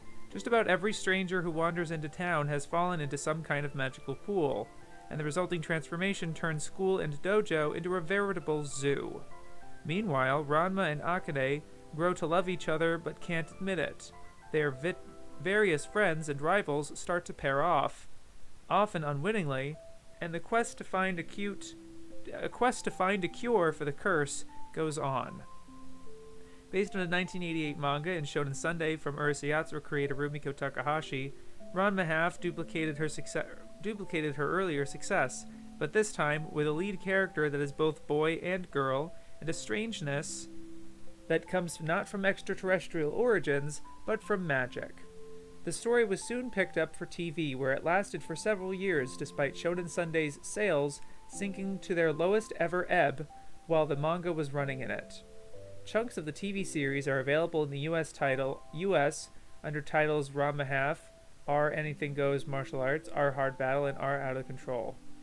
However, real success has come abroad, particularly in Asia, where the kung fu and comedy dubbed into local languages make it the most China-friendly anime series. It is even shown in the censorious People's Republic, where its samey, light-hearted obsessions and romance, with romance, food, fighting, and sibling rivalries, are not regarded as much of a threat to communism. The first movie, directed by Yuichi, was not based on incidents. This is how it gets so long. Okay. Directed by, it was not based on incidents from the manga, but has a specially created story based on Chinese legend. Akane is kidnapped by Prince Kirin, who wants to marry her. The gang rescue her in a battle scene that pays homage to Saint Seiya, reflecting the involvement of Arai in both movies. And everything ends, as usual, with the leads refusing to admit they love for each other. The second, directed by Suzuki, has the girls shipwrecked in the South Seas with a crazed young illusionist who forces them to compete in various skill tests to select his bride. To save Akane and the others from this fate worse than death, Ramachan has to compete in wacky activities such as survival, flower arranging, and obstacle course cooking. Several video releases also kept the series in the public eye throughout the 90s, many of which have been released in English. Started a new career for the Three Tendo Girls, Chinese interloper Shampoo. They formed the band Doko, and their voice actresses went on to release numerous Ramahath music CDs and videos. It was followed in rapid succession by more videos, many of which have been released in English with desperately labeled titles, punning on famous Western films. Thus it was that the R Special video series was released in America as Desperately Seeking Shampoo, Like Water for Ran Mahath, and Akane and Her Sisters. The second video series, R Super, was similarly altered into An Akane to Remember, One Flew Over the Kuno's Nest, paired with the 30-minute movie Ran Mahath Team vs. the Legendary Phoenix, and Faster Kasumi, Kill Kill. Nishimura directed most of the videos. With animation that has not aged as badly as Urusei Yatsura's,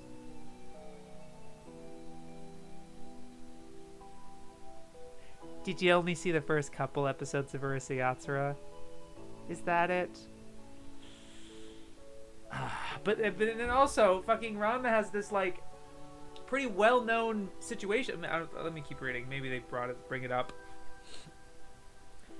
And a seamless dub in the US, Ranma has attracted fanatical Western devotees, but Takahashi had already covered the territory thoroughly, and a huge amount of plot and character recycling goes on. She cleverly exploits the factors that made Urusei Yatsura such a success, but with less inventiveness and humor, eventually dumbing down to sheer predictability. Takahashi's talent is far greater than Ranma reveals, but her commercial success comes from giving her audiences exactly what they want, as often as they want it, and the Ranma franchise delivers honestly on that basis. This makes it popular with a young teenage audience, which doubtless appreciates a series so interchangeable that the episodes do not need to be numbered, making little difference whether one is watching a TV episode or a video special. Likely to gain a new lease of life on life as the Pokemon generation reaches its teens and discovers new obsessions, but for a better measure of Takahashi's work, see Maison Ikoku and 1 Pound Gospel. They literally say 1 Pound Gospel's better than fucking Ranma. Damn! I'm pretty sure this series is huge in Mexico and South America as well. They didn't even mention Inuyasha in the first edition, but let's check the third edition because it's probably different. I think Ranma 80s animation has aged very well. What are they talking about? I was going to mention that they didn't mention that Ranma got canceled at one point, and there's a very noticeable dip in the animation quality for Ranma after a certain point, whereas Urusei Yatsura did not suffer that. It only went up. I think Ranma is the first anime series to have a video game in North America without its license stripped. Wow. I think it was actually Fist of the North Star, but Ranma's probably second. Urusei Yatsura's pretty good animation. Yeah, it's because they're comparing the first couple episodes from 1981, like the half-length ones, which I get they look much older.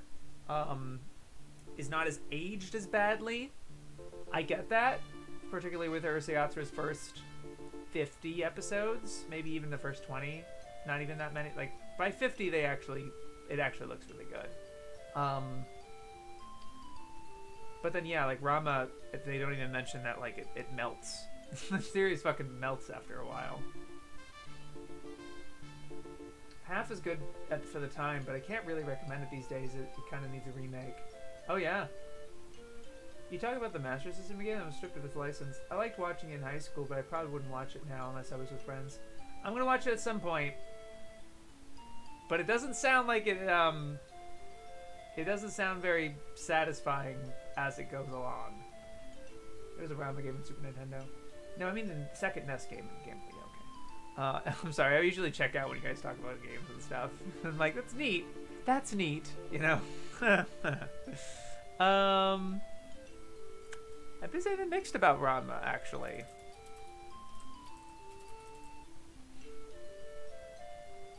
Okay, let me read the third edition first. So there's definitely got to be some changes. I didn't even write what the fucking changes in Read or Die were. Oh, it's I already know what they are. Added added TV series, or like O2 TV series or something. Yeah. All right.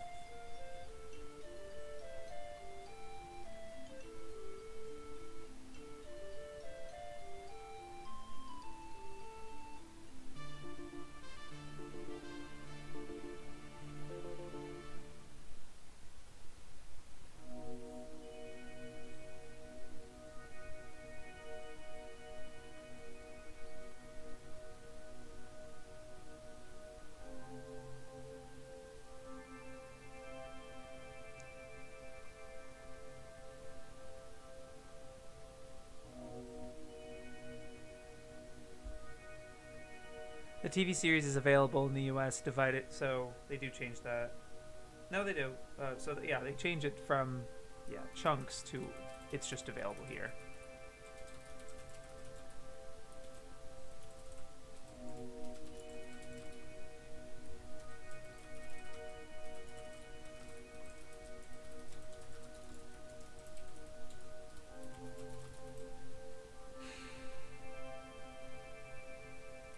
TV series is available in US divided into seasons.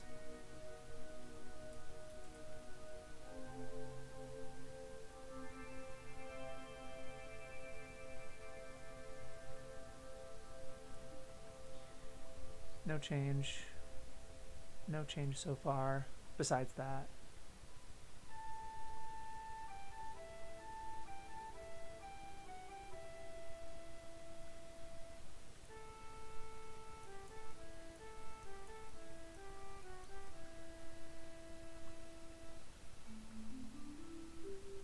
Okay.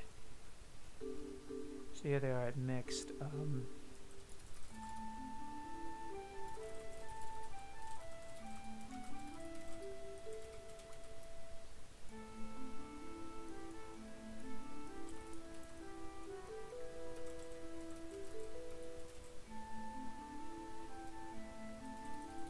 Huge amount of plot and character recycling, less inventiveness and humor than UI, eventually dumbing down to sheer predictability.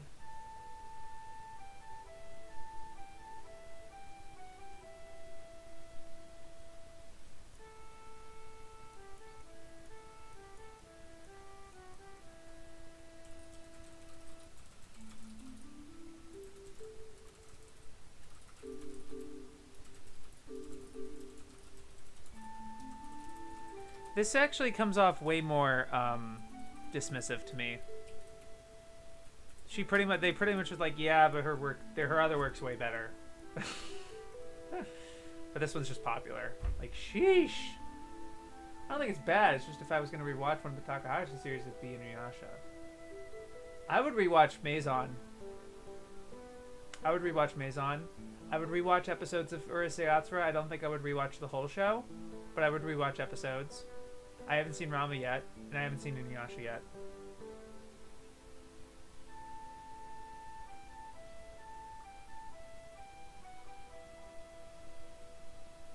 One of those anime that tests your patience, but hey, at least it has action to break up the bits of boring. I'm not as interested in Inuyasha, if I'm going to be honest with you. It's going to be... that one feels like one that I feel like I'm watching out of obligation. And less of a, I'm intrigued, I want to watch this type of thing. Though I've seen good videos on it. I've seen Bonsai Pop's video on it, and Suin had a really good video recently. Not even recently, a couple years ago at this point.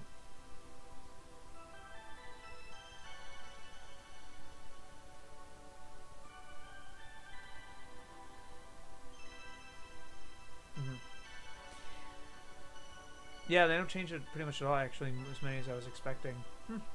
Okay. Ranpo. From 1984. Warp Boy.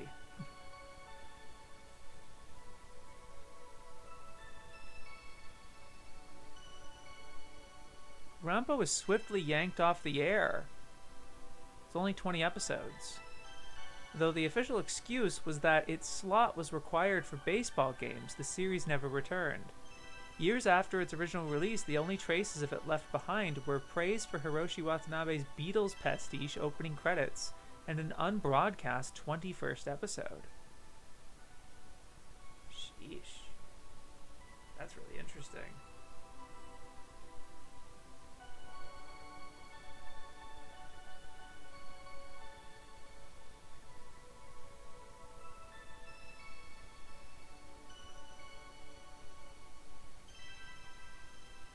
The official excuse was that its slot was required for baseball games. The series never returned. It's very interesting.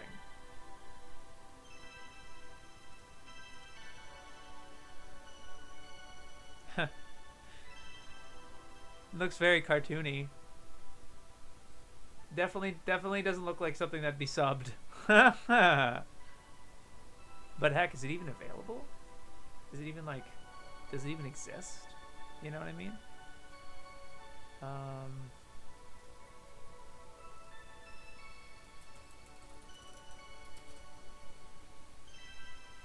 No, of course it's not gonna... it's gonna show up fucking Bungo clips.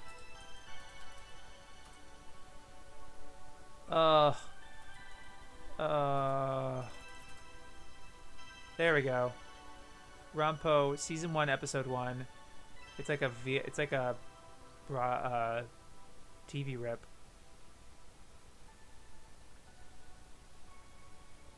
Removed since 2021. Oh, so this was like a re-upload that someone did. Holy shit. Let me just...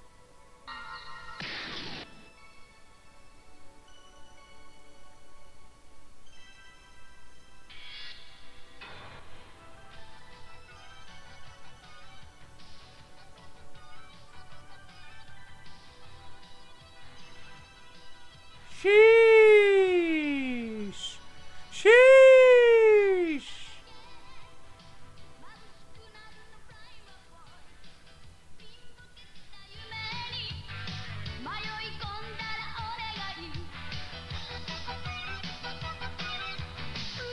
It's a bop.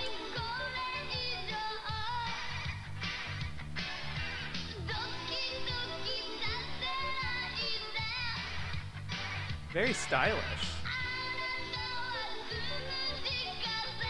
Definitely putting this one on here.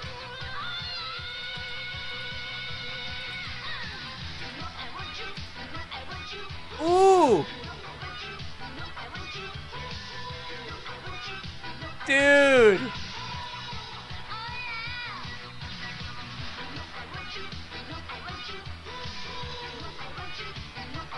Let's fucking go.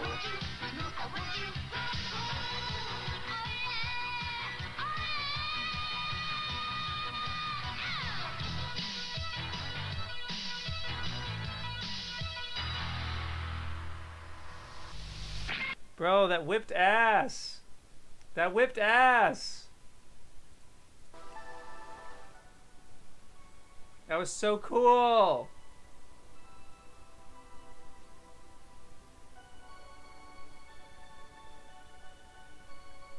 I just really like the characters and setting because I always enjoyed stories where heroes take on supernatural creatures.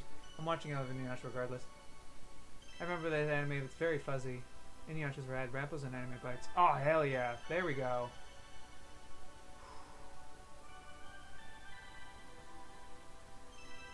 Big head style was popular at one point. Yeah, yeah. Man. It's what I read it for, man. It's shit like that. I cannot. That's gonna be probably my favorite part of making this video, is going back and having this list of like all this stuff that I've found and want to check out now. Yeah, yeah. I mean, be warned that this is very likely to not have any subs at all. Like, I don't. Does even the upload on the YouTube thing have any subs?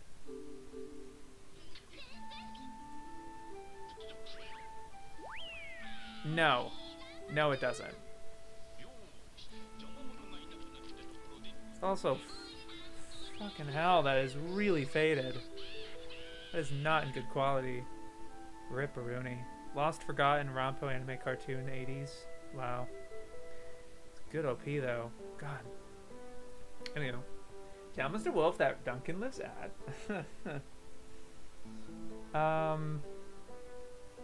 Rantaro. Rampo,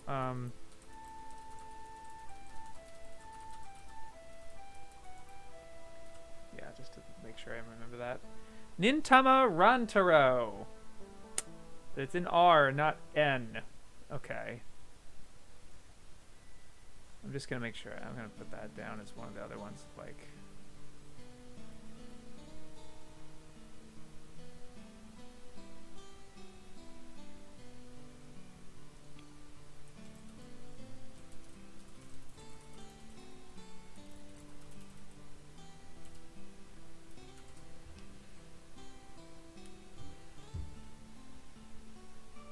I remember this was decent, but I didn't finish it. Yeah, it's Raw on AB. Where is it from? Looks like it'd be a fun watch, raw watch. Yeah. Looks like a Galaxy series, probably not necessary anyway. Oh, exactly. It's a DVD rip, so it's probably better. Yeah, yeah. Good shit. Okay. Rantaro. Well, the ninja have to learn their trade somewhere. Rantaro is a little boy who wants to grow up to be a highly trained assassin. So he goes to ninja school, where he goes to clown around and meet famous people from Japan's Civil War period. Featuring high-profile theme music from the bands of the moment Hikaru Genji and Super Monkeys, this lighthearted kids comedy based on a manga by Sobei Amako returned after 91 episodes as New Rantaro, which featured similarly featured ninja whose favorite food was mushrooms, a warrior forced to work part-time at a laundrette, and time out from learning about poisons so the gang can go shopping. Several episodes of the second series were specials that ran for almost double the time, and the central cast's best moments were later re-released in the 4-part Masterwork series. The same year saw a short movie in which the little ninja trained for cunning and deceit must somehow convince his elders that he's not responsible, and has been followed every year after by constant returns to the screen. Compared to Hattori the Ninja, live-action film follow-up were also based on the franchise. And total episodes to date, as of 2014, is 1,660 episodes. So it is actually broken into seasons. This is interesting. I didn't know this about Nintama, about Rantaro. That there's, 12-minute, 91 episodes, and then 72 episodes, and then 18 episodes for, well, okay, so 72, and then they move to 20-minute length. Then there's a movie. There's 120 10-minute episodes, 120 10-minute episodes for season 4, season 5, season 6, 7. These are all 10-minute episodes, which is like, I wasn't expecting actually, but that's pretty cool. 50, 100, 90. It's kind of broken into seasons like this. I actually had no idea that this was the case. That's really interesting. It's 2000 now. Yeah, I'm not surprised. Looks like all 21 episodes of Rampo are on Internet Archive in Better Conviction. On Internet Archive too? That's awesome. I only know this series because of the games. They were all boring, sadly. Yeah, damn. I am actually interested in the fact that there is the initial 91 episode run. That's tempting. Because there's absolutely no way you can watch all of it. I don't even know if all of it's even available. But like the first run, that's kind of cool. But I don't think you can mark that on Mal. Let me just double check. Yeah, no. They've had it as one entry from 1993 and still running. So, no can do. You got some movies. You actually have the movie from 96. And then there's one from 2011. But then there's a bunch of specials, really. Omoshirei. Okay. Let me just double check the book here.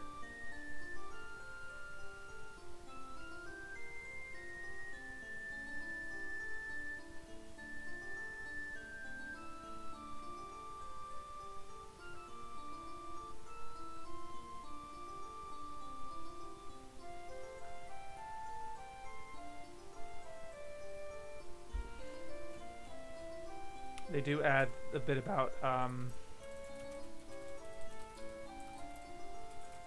added 2011 live action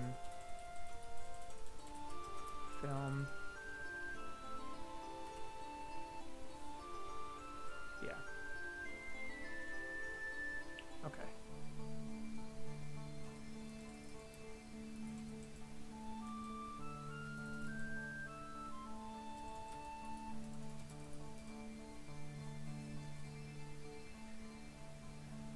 Warp Boy is one of my favorite OPs, composed by Casey Rankin. Warp Boy's Lost Media. Well, it's not lost now. If it's all in Internet Archive, it's not lost media now. That's encouraging.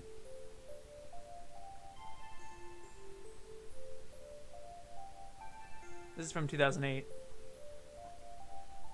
Oh, I'm sorry. I actually skipped one, but I'll go back to the one after this one.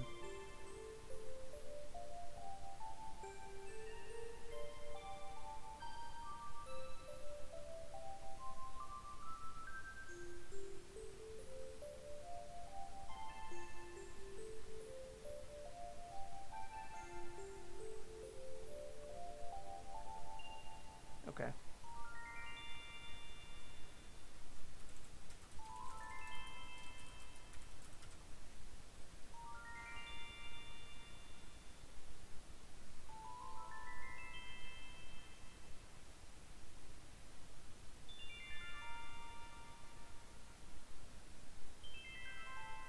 Great.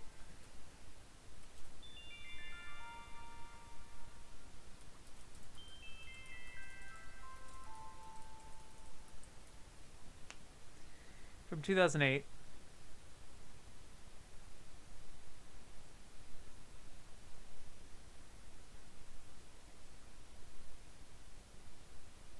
That's awful. That's so bad. Oh, God. Come on. God. Why do I have to read this? It almost balances out. Like, all the cool, like, articles I learned about new anime I've never heard of, and they're kind of cool and interesting. It evens out with, like, with this. I'll just give you the... You can read this yourself if you pause if you want.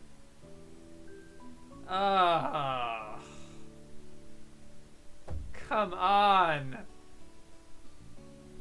Still someone would recover the uncut version. Vine boom sound effect. Yeah. You're a cheap champ for sticking in a series for so long. Yeah, I mean, I don't want to... I would feel awful for quitting. For a second I thought that said Gorilla. Famicom went on hard times after Nintendo sold Rare to Microsoft. Yeah.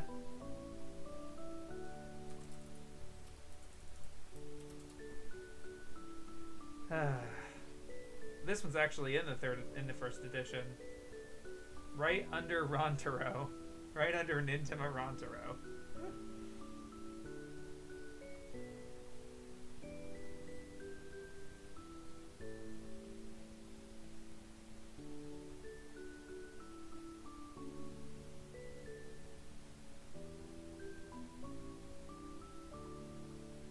Yeah, of course it is. Jeez Louise.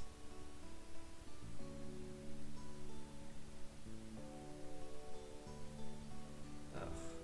I do call it, yeah.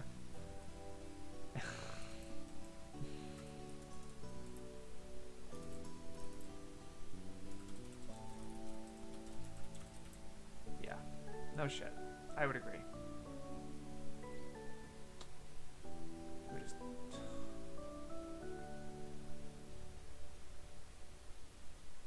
Okay, they don't change anything, of course. Okay, we're out of that. We're out of that tunnel now. Right? You can, yeah. You know, Donkey Kongo was a good time back in the day. I know I say this all the time, but trees had to die so they could write stuff like this. I'm joking. I tried to sound like Donkey Kong. I was a washed-up actor stuck doing H anime. Oh, I see. Rascal Raccoon.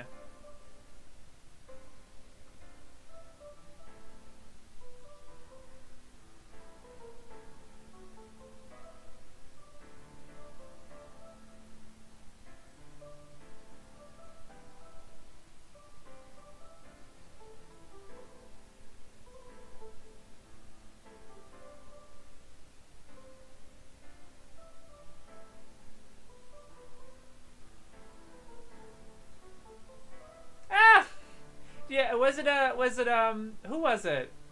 Way earlier, I think it was Hayden, that was like, hey, are they gonna mention Miyazaki during the Battle Rainbow Robin thing? What was it? Rainbow Battleman Robin? Are they gonna mention Hayao Miyazaki? And I was like, surely not. This is part of Nippon Animation's World Masterpiece Theater series and includes Hayao Miyazaki among its animators. God damn it.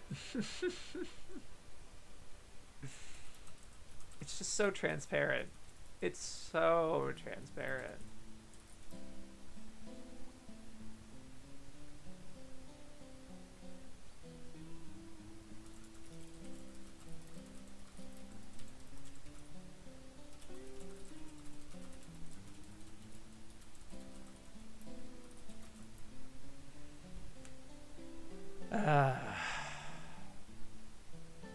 And they did add something to this article.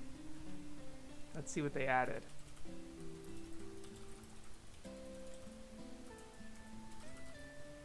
Just to show how much times can change, the same character was dusted off as famous detective Rascal in 2014 in a comedy cartoon for NHK, compared to Sherlock Hound, as the makers were rather hoping you would. Weird day?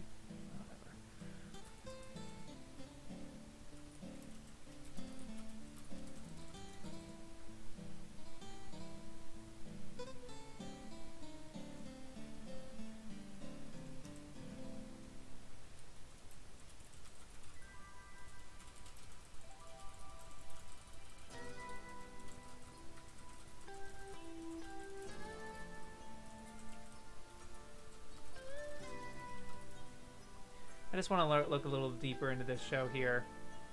Famous detective, or May Tante Rascal. I'm not using Mal. Oh, there you go. Just like that. Aww! It's cute! It's cute!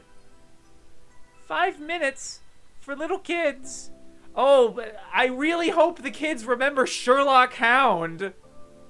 From, 1984. What are you talking about? You really think the few children who are gonna see this like, oh boy, I really hope they remember Sherlock Hound. What? What?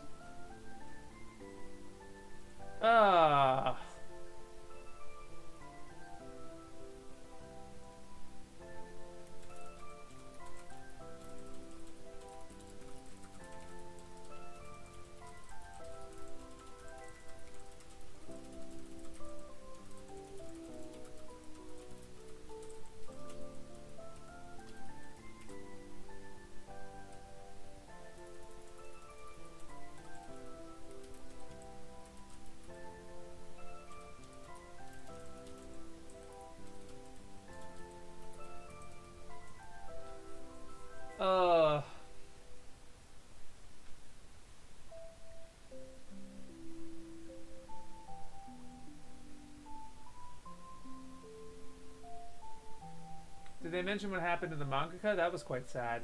No, I didn't. What happened to the mangaka for Ramen Fighter Miki? Oh no. What happened? I always wondered what DK Games Rare would have done on the GameCube, but at least we got Jungle Beat. Wasn't Robin one of Miyazaki's first? Oh. I followed the Wii quite heavily at the time too, so I'm surprised I don't know of it. Got to point out everything he's worked on, right down to the minute detail. Weird they didn't mention him there, but they did for this one. Barrel Blast was meant for GameCube. Oh, this bothers me when I feel like I should have been aware of something but I had no idea of it. Miyazaki just inked one cell. Ah. You didn't see the Donkey Kong. I know Clements occasionally hints at creator intents for panels and stuff, but usually what he says is fair enough to assume.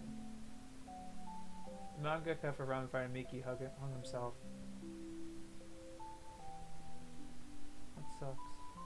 That really sucks. He described how Tazaki put the 3D helicopter scene in Go-Go to give audiences something to talk about when they walk out of the theater. Even if Tazaki never said that, it's fair to assume. Nah, I don't know.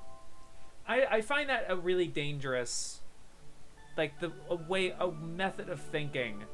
I don't really subscribe to that. Like, they're thinking of the same thing I was thinking. You know? I just don't like the idea of putting ideas in creators' mouths. That was their, like, don't say something was a person's intent if you don't know that.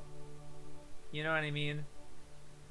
Like, like, there are ways for you to make those points and to make those connections without making an assumption about the creator.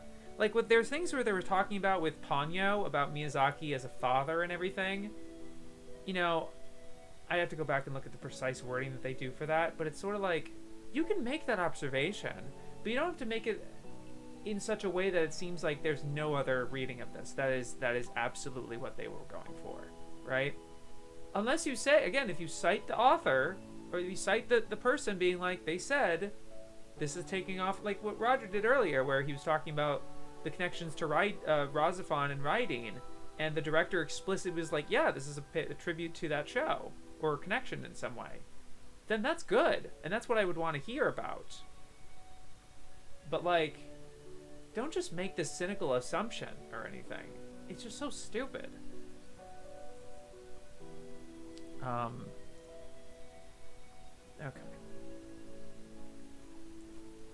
Ooh. Before we get there, the next one in first edition is cool, but first, before we get there, Rave Master. Oh.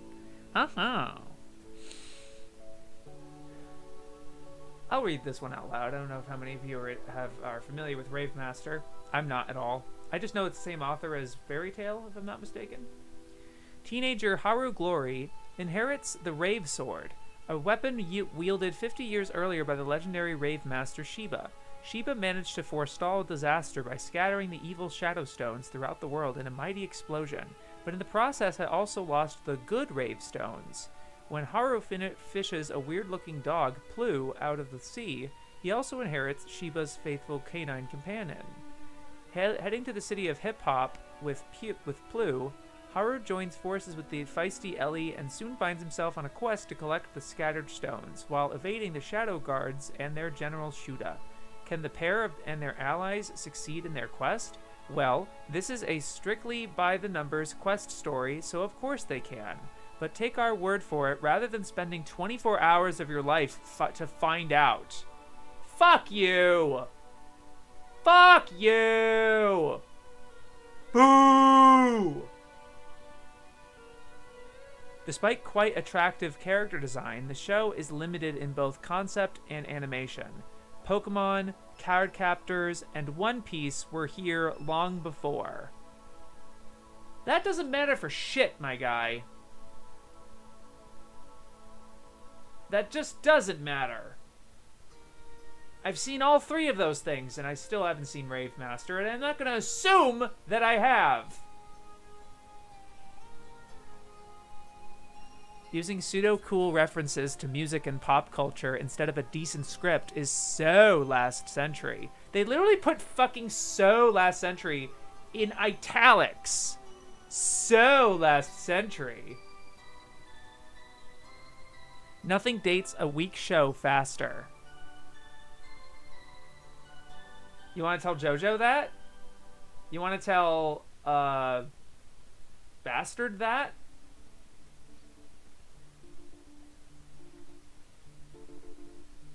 In outbreaks of subtezica whimsy, there's a punk street and a ska village, as well as hip-hop city, and Haru's battle cry is Revolution. Need we go on? Is that a fucking problem? Are you literally making fun of the terminology?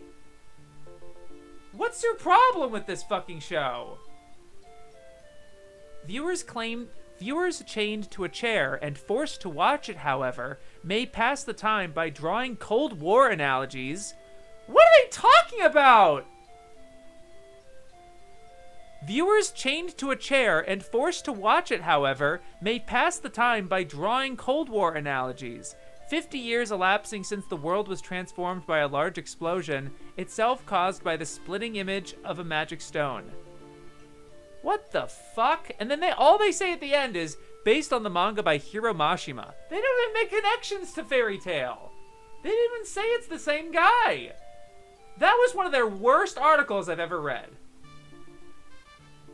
That was a fucking joke. That was so bad. And like, they're entertained. They find it fucking hilarious. They think it's funny. They're enjoying themselves writing this, and they're good for them. You should have passion and enjoy the things that you make. But like, functionality? This sucks. This really sucks. It's all about wording. Rave Master, the first anime I was really a fan of. Need to check out Rave Master. Side tangent, I found an interview where Aikawa stated that Dazaki's work was a major influence in L3. Nice. I don't even like Rave Master, but that was just harsh. I mean, they kind of don't. The show ended on a cliffhanger. Ah, that is really funny, Roger, actually. They're like, of course we know what happens at the end. And then it ends on a cliffhanger. That's really funny. These guys would get canceled if they dunked on Eden Zero. Ah! Good reference. Oof. Not that long before? Who says so last century unironically? Jeez, guys. I'm pretty sure that line was added for the dub. That actually sounds cool to me. Tezuka? Did Rave Master murder their families or something? I can't really say for sure, as I do not know what the word Cold War was, what the Cold War was when I watched it in 2004. Awful article. Scott Village actually sounds like a cool place. These guys definitely did not watch Mermaid Melody if they gave that a normal article. Yeah. Yikes. They weren't even this harsh on the rape hentai. No. They said they called one of them deeply offensive, but then like they just let it fucking go by them. I mean, the music themes play a major role in the series. Jeez Louise. I'm gonna give that dismissive, not negative. Because they really are just like, oh, you've heard it all before. You know how it ends. Like, they just fell on the wrong side of the bed that morning. The fuck they have against Rave Master, dude? Oh my god.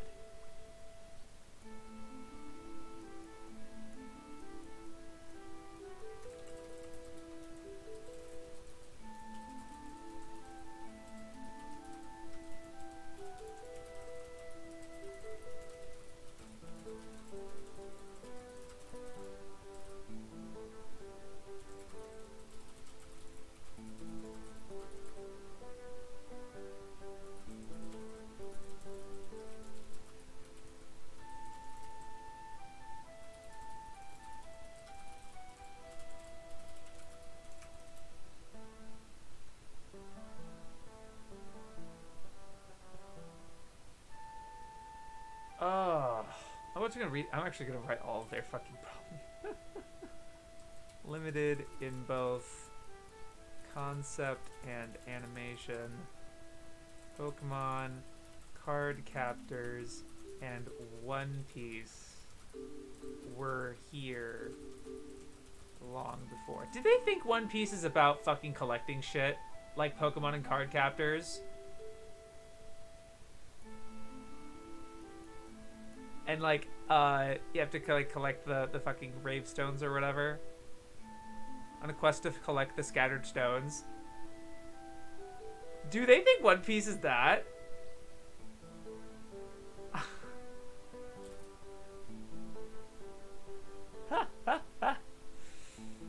Oh, God!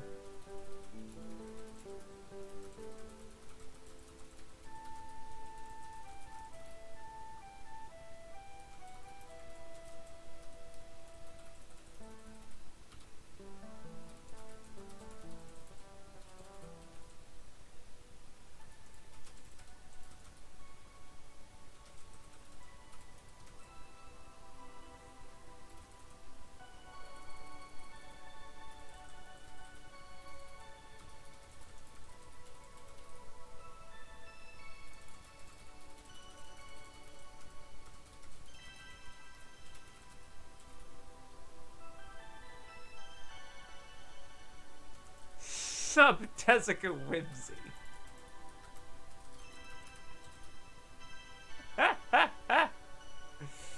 Need we go on? Oh my god.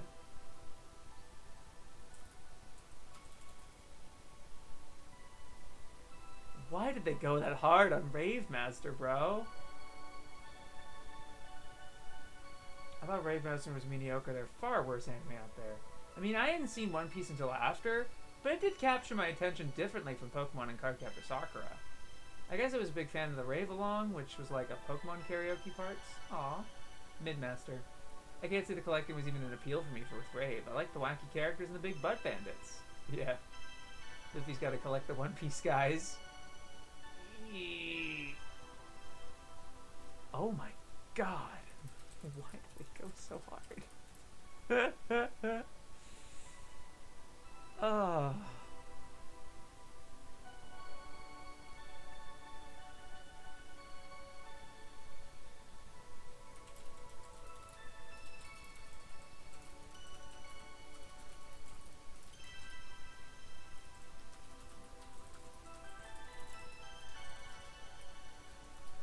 Hey, not that long before.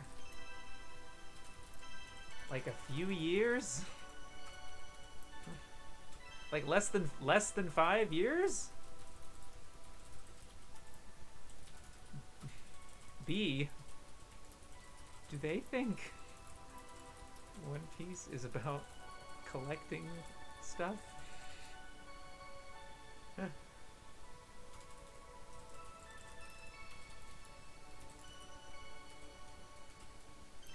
Eee. Oh my god.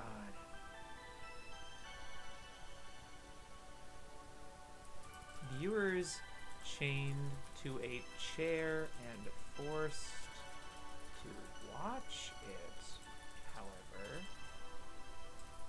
may pass the time by drawing Cold War analogies.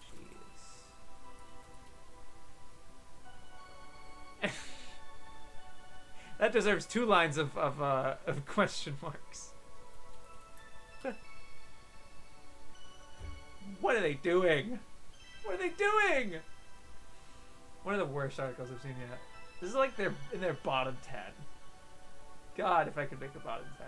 I don't know, maybe I could. Maybe when you finish you make a top 10 list of best and worst. I don't know, maybe. Do they think One Piece is about collecting devil fruit? Yeah, right. Or like whatever, or collecting the One Piece? Like what do you think this is? Oh no. Oh no. I'm also just gonna be like,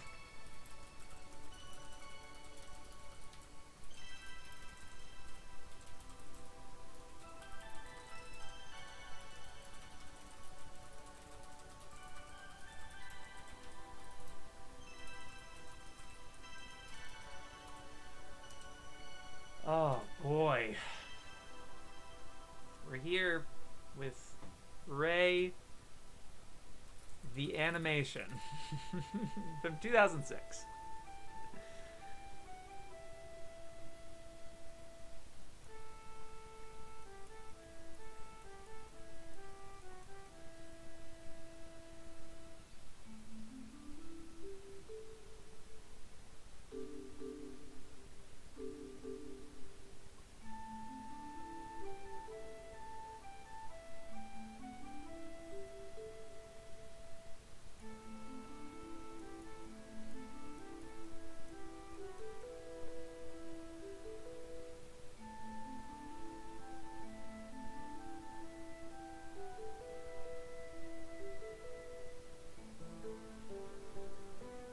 Of all Japan's medical manga, the one that has inspired the most spin-offs across all media is Osamu Tezuka's Blackjack.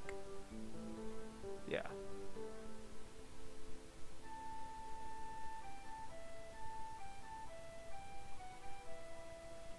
Oh, that's cool. So the scarred outcast surgical genius who saves Ray's life and gives her back her sight is named BJ and is voiced by Akio Otsuka. That's awesome.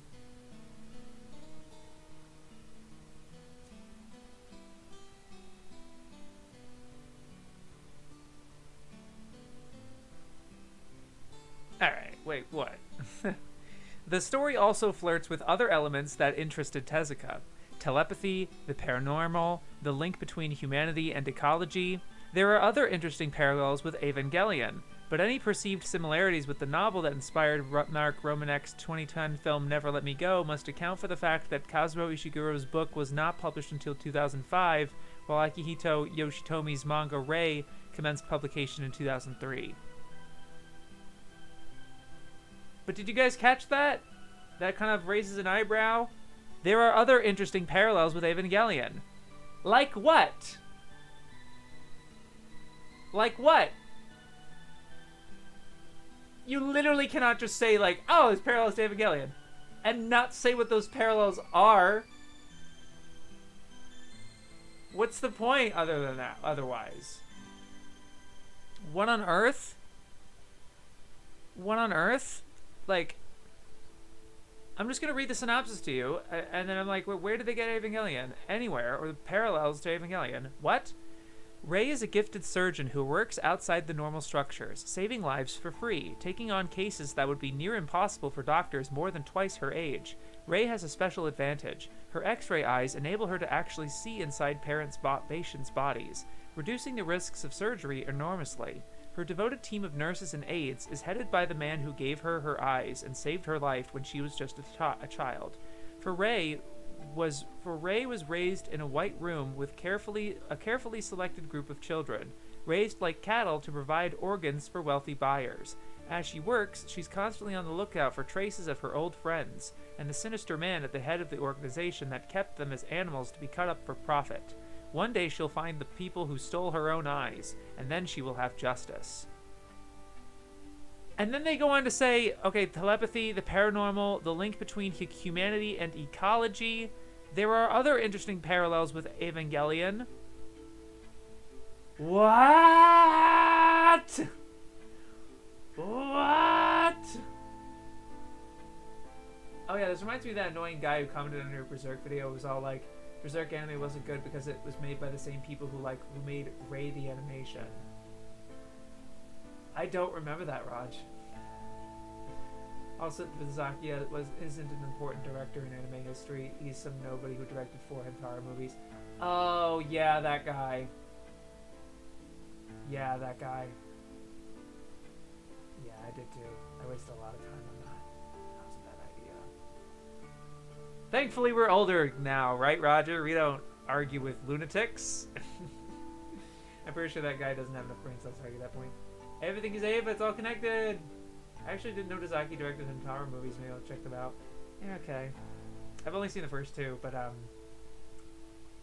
he wasn't putting his gusto in those. I'll say that. I think they kind of hired him kind of stunt as a stunt a little bit, because he's the Gamba guy. He did Gamba, so watch Gamba. You can watch the Hintaro movies too. Like, don't get me wrong, go with, by all means, but they're also not in good quality. They weren't kept in good quality, unfortunately. Yeah, he already admitted he did that for a paycheck. But you can tell. I say that in my Dazaki series. When you watch his stuff, there are certain anime that he's attached to that like he doesn't have a presence in at all. And so it's like, oh, I can just kind of ignore this, even though it has his name on it. Like many very interesting anime ideas, this series is let down by its execution. The plot tends toward the episodic disease of the week format. Doesn't Blackjack as well? What's wrong with that? And some of the diseases are extremely unusual. Human tree hybridization. I swear to God, Blackjack is no different. I haven't read all of Blackjack or something, but so far, what's the difference? That's the fun thing with a medical fantasy series like this, where she has eyes. When the premise is that the main character has eyes that are X-ray vision, I'm okay with the fucking symptom. The diseases that she's dealing with are human tree hybridization and shellfish pathogens that must be operated on underwater. That's fun. That's cool. That's interesting. Character development doesn't go very far for the first half of the series, but things pick up with some interesting plot twists, though minor characters remain visual ciphers, included mostly for fan service purposes. Okay. It's not that RTA is bad, it's just that it isn't amazing when it could have been. Alright, I guess I'll give it a mixed then.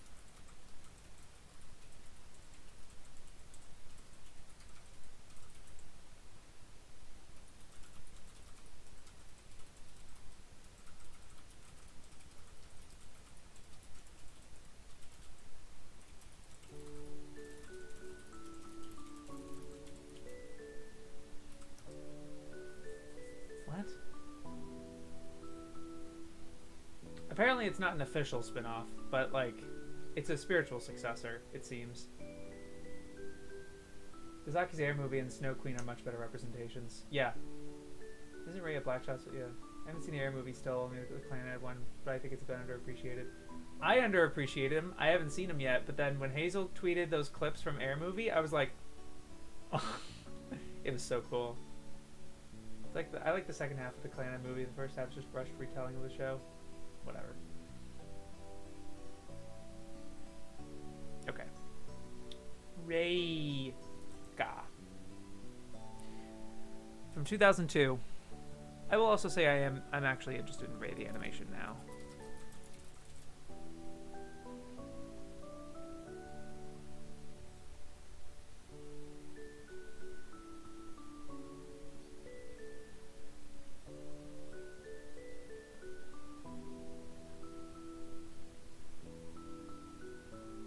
This is a slight but pretty work divided into 10 short chapters. DVD package includes an art book. I'll give that a positive.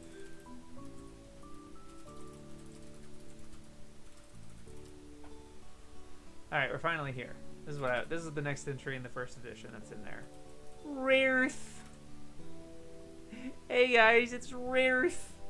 I will always call it Rareth. Like Rareth. I will always call it that. You cannot stop me. It's so funny. Okay. Hikari Shido, Umi Ryuzaki, and Fu Hooji are three ordinary Japanese schoolgirls who suddenly find themselves transported to Saphiro, a world of magic and monsters in another dimension. Clef, a very youthful-looking ancient wizard, tells them that they have been summoned by the guardian of Saphiro, Princess Emerald. The princess is a pillar of Saphiro, the link that holds the magic kingdom together, but she has been kidnapped by the evil high priest Zagato. In order to save this fragile world, the three girls must literally win their spurs and become magic knights, for only the combined power of the knights can hope to challenge Zagato and save the world.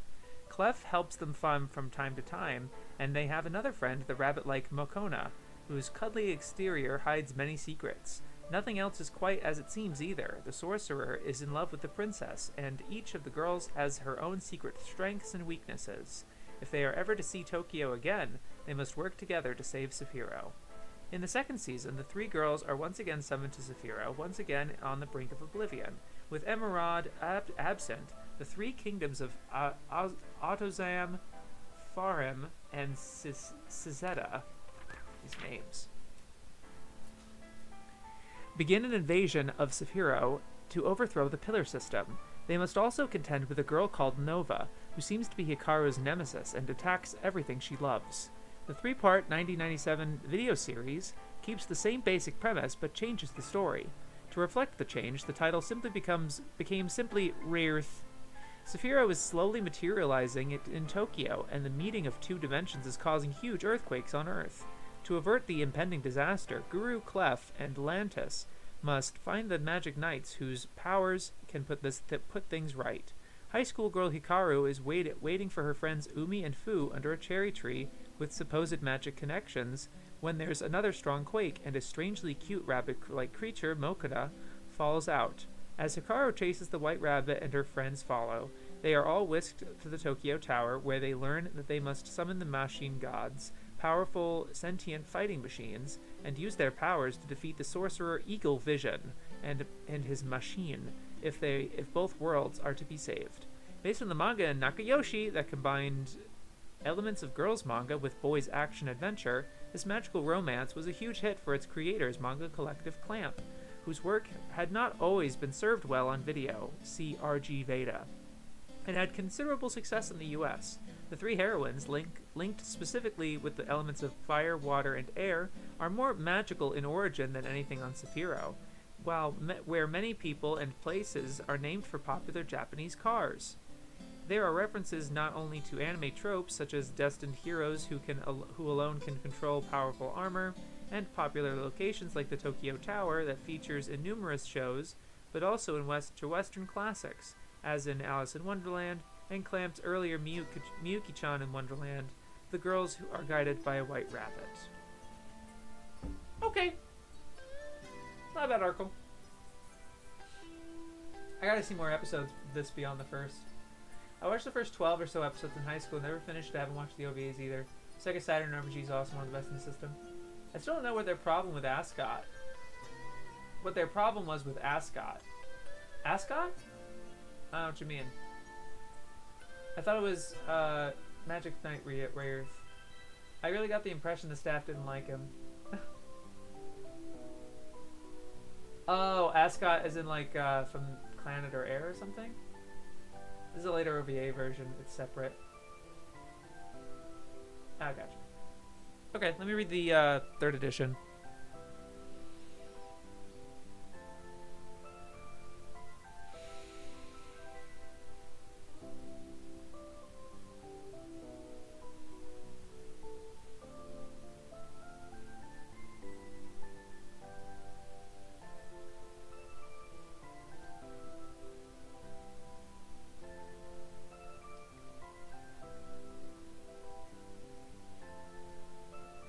No change. Okay. That was a perfectly sane article. That was perfectly fine. It's just interesting contrast with the two the recent popular ones with both, like, just, I'm still kind of reeling over Rave Master. I'm not gonna lie. Goodness me. 1989 from Ready for Adventure.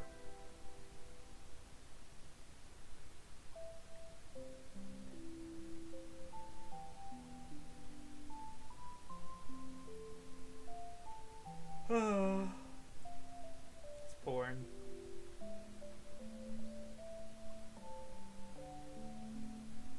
Smutty respray of Junk Boy. Whatever.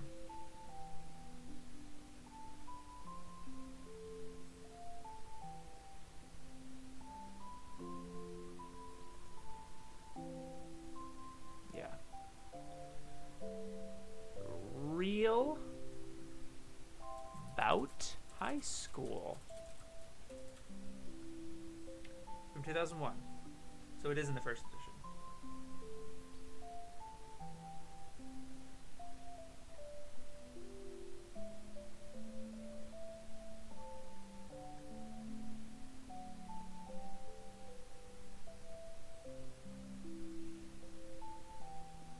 Okay.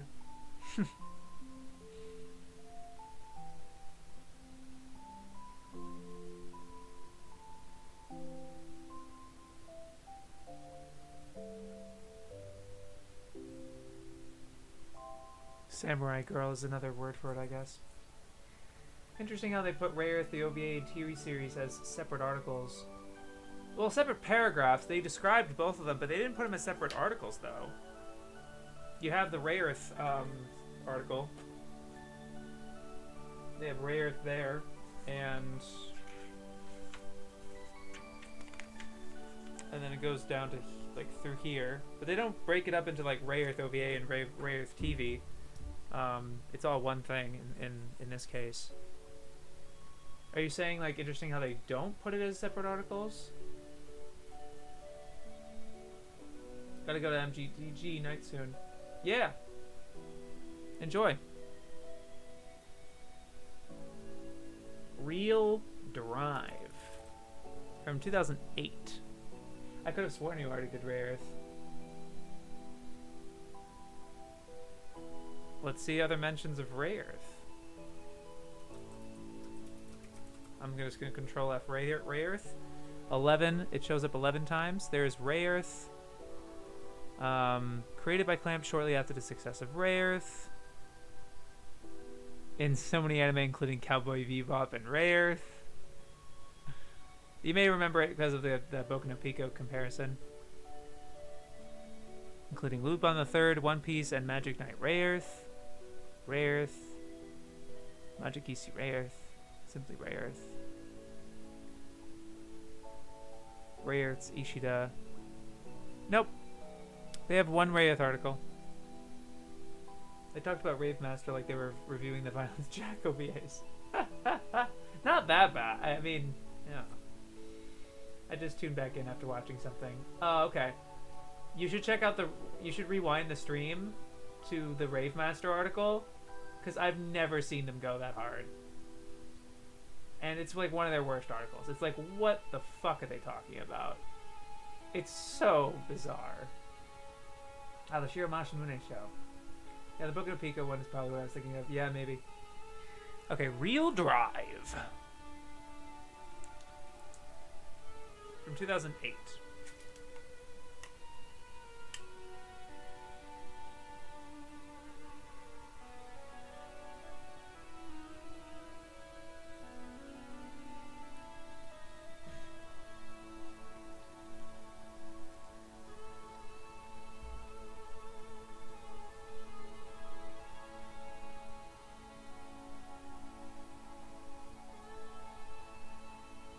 Yep, they said, but given this outline, with its echoes of Ghost in the Shell, it's no surprise to see Masamune Shirow's name alongside Production IG as creator of the original story. There are plenty of other Shiroverse manifestations, both in the design elements and in the story. Androids made like sex dolls, including a scene that recalls the infamous lesbian boat orgy removed from the Gits manga abroad. Questions about consciousness, the origins of self, and the validity of memory, and issues around love and friendship. However, the echoes of Shiro Past resonate alongside concepts and imagery recalling Paprika and Rojin Z. It is interesting to reflect that Paprika's director, Satoshi Kon, also worked on Otomo's film about militarizing care for the elderly. Rojin Z, yeah. Slip in some of Shiro's beloved real-world sci-fi sci-tech references and a nod to Stanley Kubrick's masterpiece 2001: A Space Odyssey. Coat liberally with gorgeous artwork and imagery, and you have a show that is trying very hard to be the next Gits. It doesn't quite get there, but it's a journey worth watching. Let it be its own fucking thing. But at least you liked it. Very hard to be the next Gits. Doesn't quite get there, but it's a journey worth watching. I am interested, though. You got me interested. I've never heard of it.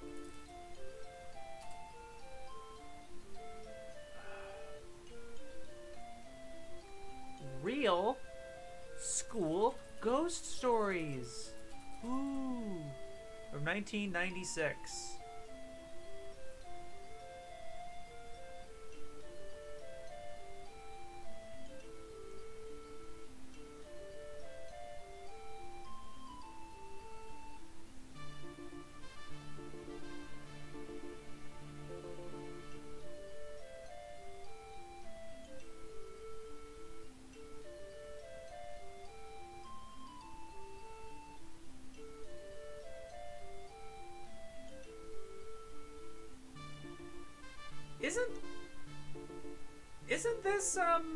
Isn't this Ghost Stories?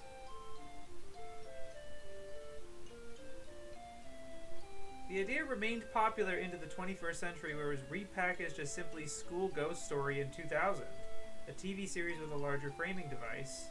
Yeah, Satsuki protecting her crime brother Keiichiro, fending up the amorous advances of Class Lothario Hajime, and the trio are accompanied by Momoko, a pallid, withdrawn girl. Yeah, I think this is school Ghost Stories,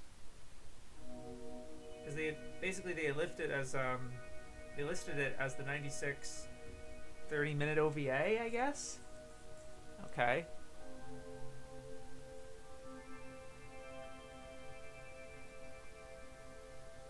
Yeah, whereas we were packaged as simply Ghost Stories, a TV series with, and there's a link.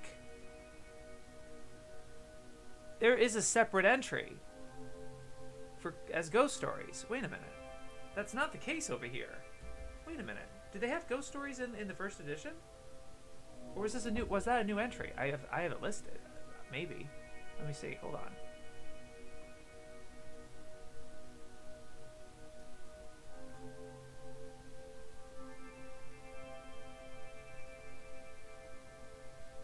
G-Taste, Gatorus, Ghibli's Guys at Girls Next Door, Glorious Gawapper.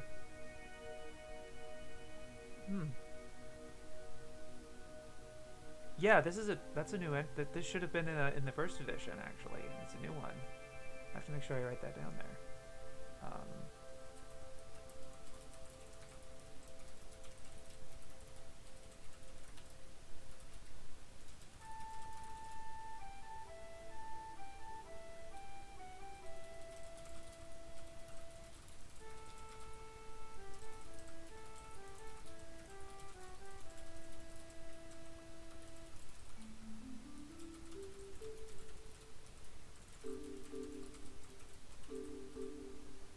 me just double read their Ghost Stories article from 2000.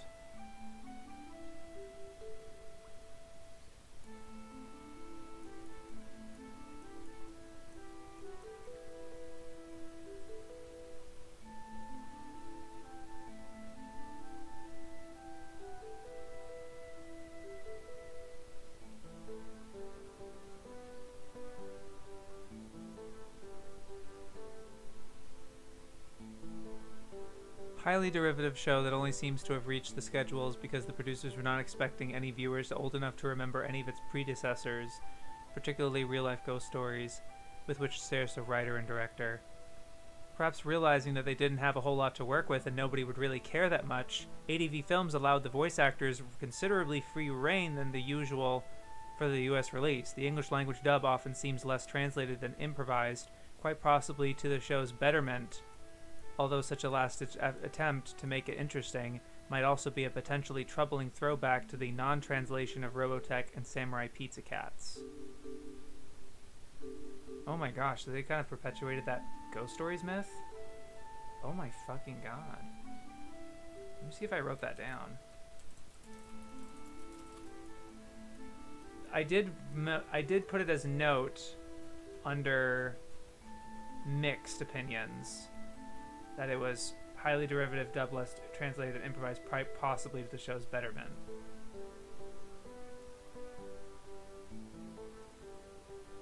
I think Ghost Stories School was once haunted, hardly surprised considering Here Comes Hanako. One wonders when it's like, when it isn't. I didn't really write my reason for why it was weird.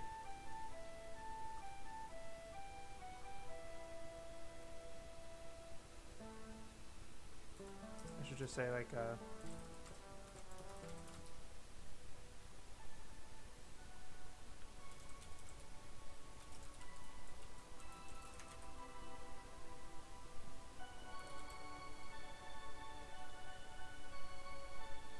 seems to have reached the schedules because producers were not expecting any viewers old enough to remember any of its predecessors.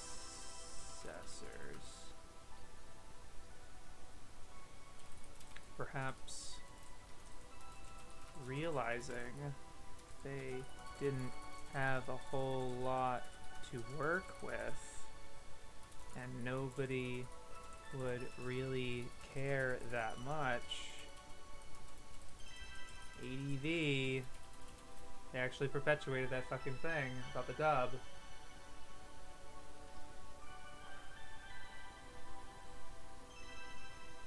For me, the best thing about Raid Master is I didn't know that PS1 game. People take issues with Nagatoro saying sauce, but praise the Ghost Stories dub is the only good dub. Yeah, Dunking and Pizza Cats don't people think that it made the show better? No.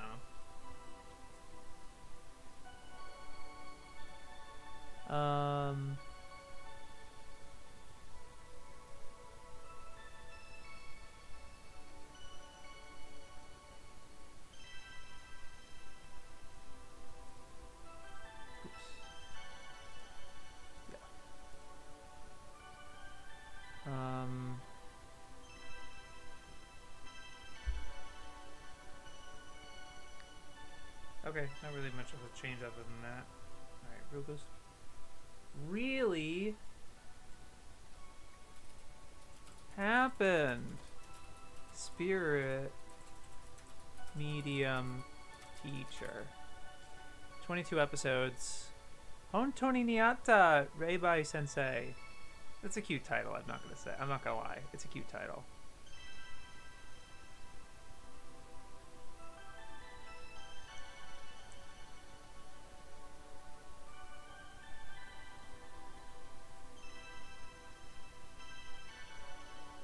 The gags are mostly past their sell-by date, and the flash animation varies from passable to truly horrendous, but the characters have plenty of charm, and their interactions are convincing enough to get you involved. That's cute. I'll give that mixed.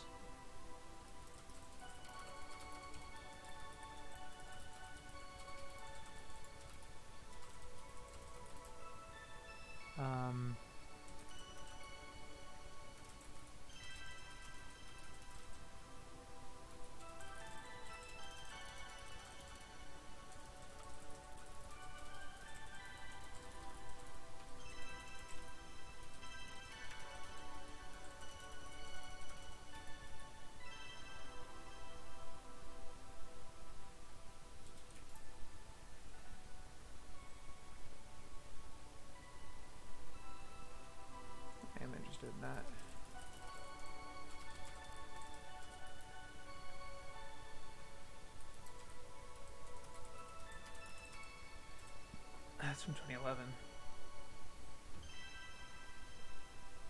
What the hell is this title? Reason why she doesn't visit me in the hospital.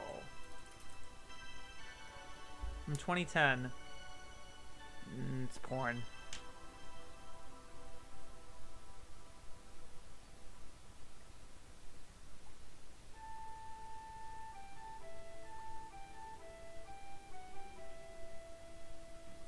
Okay. Anyway, moving on. Rebirth of Buddha from 2009. Do we have any explanation for why the dub was done like that? I heard a rumor it was because the director was displeased with the original version. So I actually did a commentary track, not myself, but I edited a commentary track. They did a interview with the ADR director, and we basically edited it so it could be played over episode 1, and the kind of TLDR that I can remember, it's been a long time since I edited it, but from what I understand, that was a thing that that ADR director was infamous for. He was already doing that quite often. He really preferred stretching the localization to its limits, adding a lot of jokes, and when appropriate, right? If it's a comedy or whatever. Although it's hard to say that with ghost stories, right? But he was pretty well known for doing that, and kind of notorious for other titles for that. And it was straight up like what he was told. It wasn't that I don't know if he necessarily was told that it sold poorly, but it's not that he was displeased with the original version. He simply didn't have any breaks. You know, there's sometimes people who look over his shoulder and stuff for other projects, and this one they really just gave him carte blanche, and so he cut loose in the way that more than he had before in other titles, which again, like I said, this was like a pattern for him. So that was just what he did, and basically they just had fun with it. And there was some improvised parts, but he did write all of it. He did do most of it written, but then the actors were able to give their performances and stuff, and sometimes there's jokes and booths and stuff like that. But he called it like a very liberating, creative, fun process. He really admires that dub, his work on it. That's the thing that he's known for sure at this point. So it's not really that I don't think he necessarily had a displeasure for the original material. He didn't think it was. I don't think he necessarily says at any point that it's boring or something like that. But it really was like when they got assigned the project, it was sort of like, you can do what you want with this one, and they're like, okay. Didn't really question it.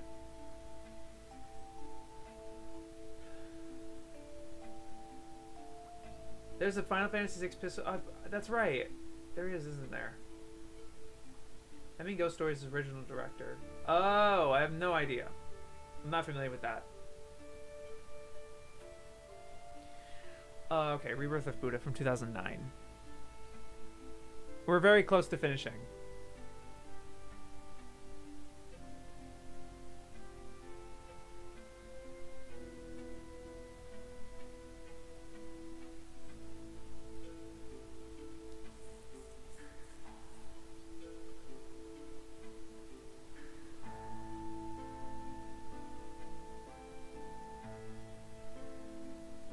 Any similarities with the happy science movement, whose founder Ryo Okawa wrote the book on which this anime is based, are of course purely coincidental. No real power mongers or politicians were harmed in the making of this anime. Okay. Not much comment other than that, though. Rebirth Day from 1999, and it does not have a listing in the book that I can find. So let me see.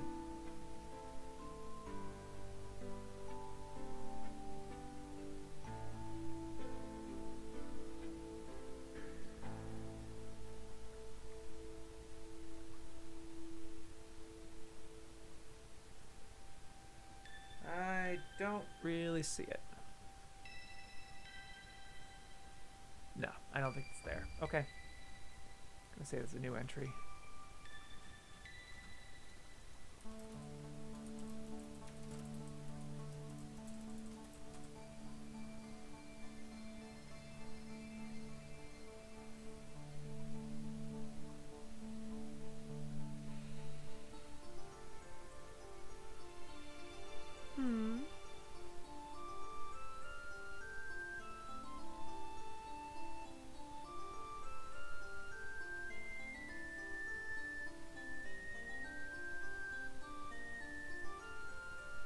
Aww, that's so cute. There are very few kids anime, or indeed children's show of any kind, that feature realistic disabled characters in major roles. This movie is an honorable exception. Weak hearts, cerebral palsy, and congenital conditions play a significant role in Rebirth Day, and are explicitly linked with bullying as children and adults home in on the visible differences of disability as an excuse for abuse.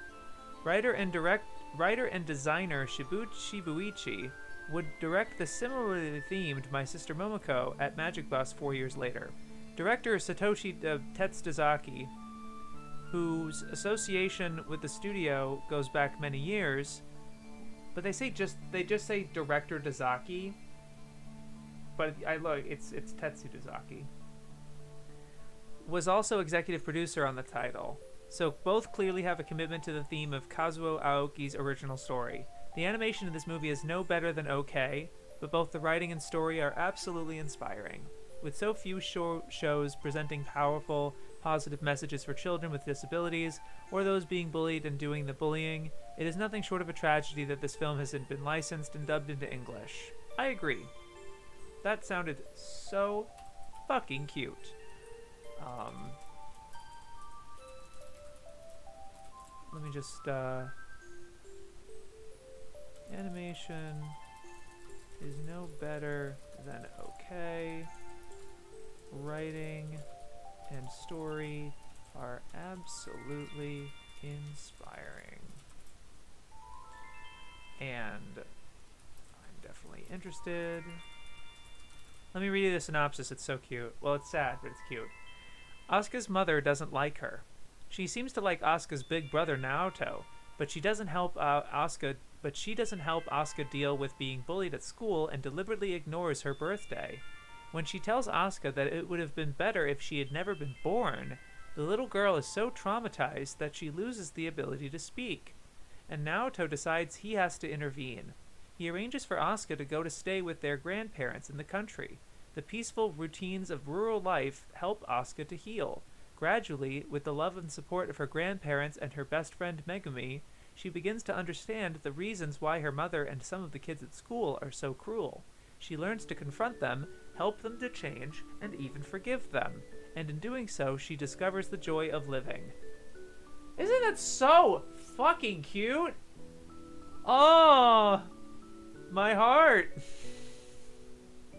Ah. I need to see the visuals for this. Expect it. Okay.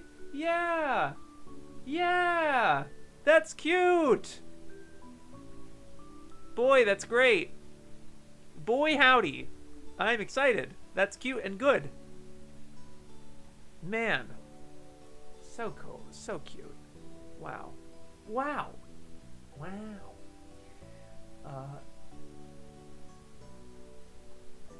I want to see that last episode of Ghost Stories one day. There's a good balance when localizing. Sometimes you can fix the flaws of the original work, sometimes you ruin it. FF6 is a good example. The dev would have done some interesting things with that one. I remember putting this on my plan to watch a long time ago. Why does Satoshi go by name Tetsu now? We just apparent like there was an Osamu Dezaki documentary announced, and he was involved in the production of that. Or we haven't really heard much. About it since then. It's been a long time. I don't really know what status it's at. But during that announcement, they were insisting that it's actually Tetsu Dezaki. But then you look at the credits, And you look at some other interviews he's done where people have addressed him as Satoshi Dazaki, and he's accepted it. So it's sort of like, what's his real name? We're not really sure. But it seems that Tetz is like kind of the actual name. But they have Satoshi Dazaki in this book as well. I don't know. Well, I can't speak for the quality of this. We need more stories that show the reality of bullying. It's good. It's brought up alongside my sister Momoko and Guto ni Naritai. Goto ni Naritai? I actually don't know about that one. They do mention my sister Momoko, and I remember that title. It sounded familiar when I was reading this. Because they said the same thing where it's like, very few kids anime talk about disabilities. I think they said the exact same thing about my sister Momoko. I don't know what Goto ni Naritai is, though.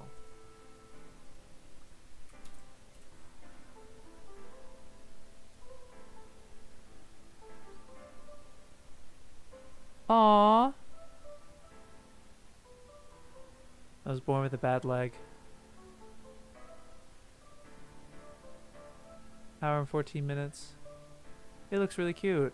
It does look very Disney-ish, I'm not gonna lie. The character designs look very interesting.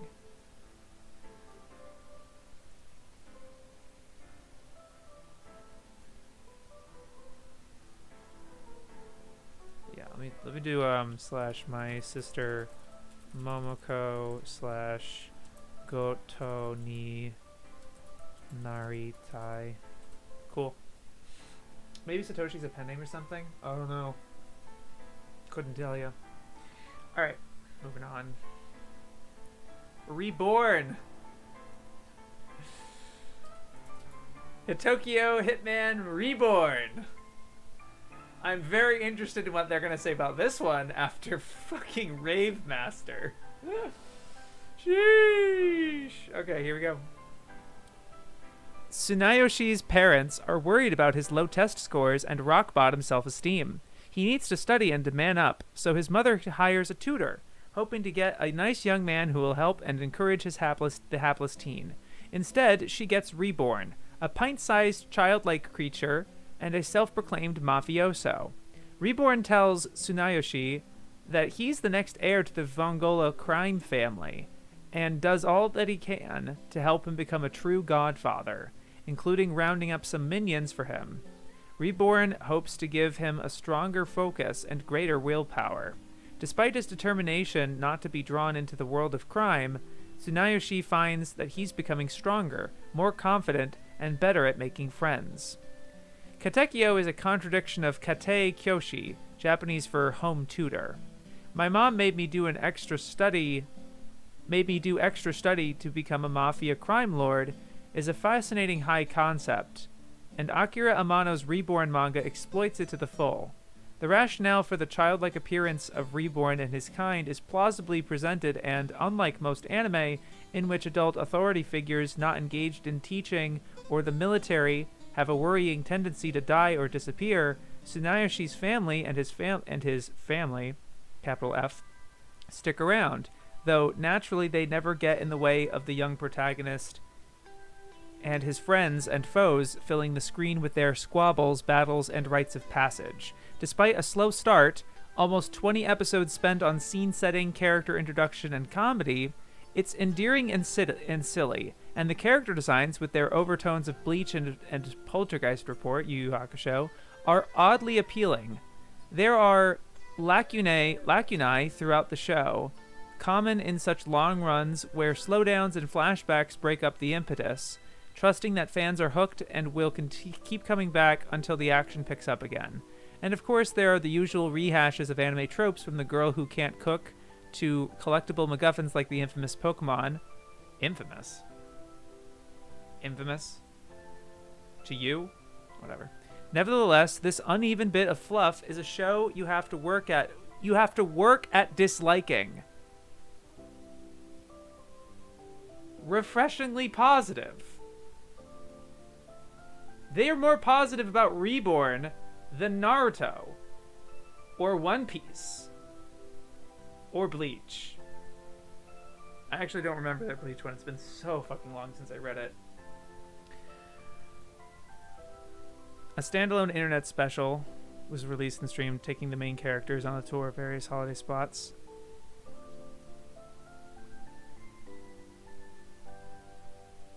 Reborn has incredible luck in video games. It's got like 10 good ones. Not even One Piece has that many good games. Okay, gonna go now. See you next time. Good seeing you, Weird Proc. Thank you so much for coming. We get it, you guys hate Pokemon. They seem to work at disliking a lot of shows. Yeah, but weirdly, other ones that they don't. It's like they're not really consistent. But, you know, I'm not expecting them to be consistent or whatever. It's just more like, I just have a feeling that this could have been written by a different person, like a guest article or something. But maybe it's them, and that's cool. Despite a slow start, it's endearing and silly. Designs oddly appealing.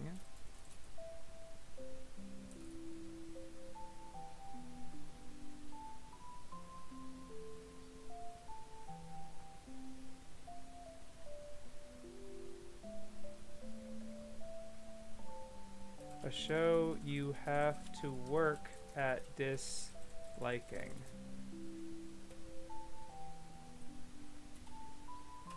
Incredibly positive. I meant Yu Yu Hakusho, don't know why I wrote One Piece. Yeah.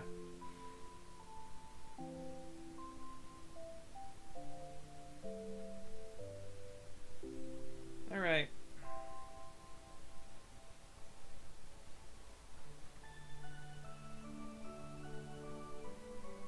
We're on the last one. Wreck from 2006.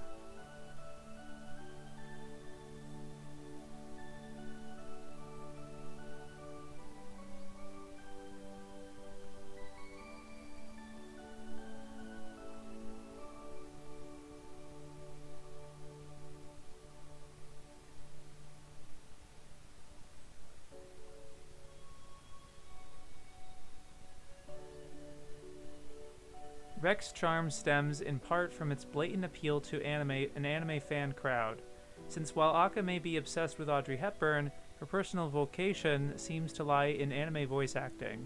If more proof were ever needed that anime has become its own self-referential fantasy world, this is it, with the magical girlfriend of anime cliché now transformed into a girl from the anime business itself, in an anime about people making anime. I actually didn't know Rec was about that. I must have been confusing it with like Red Garden or something. Are they positive really about that? Not really.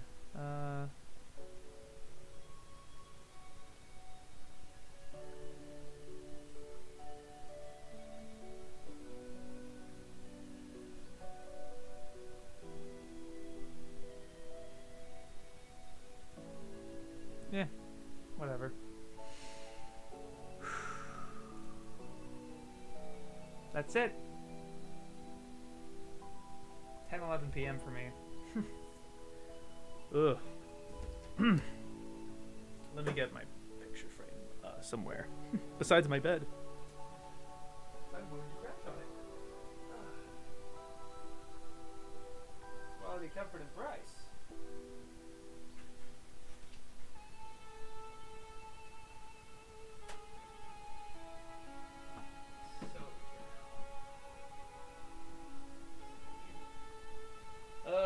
This room's so messy. Ugh. It's not the most messy, but whatever. She voice acts in commercials? Okay, I have no idea.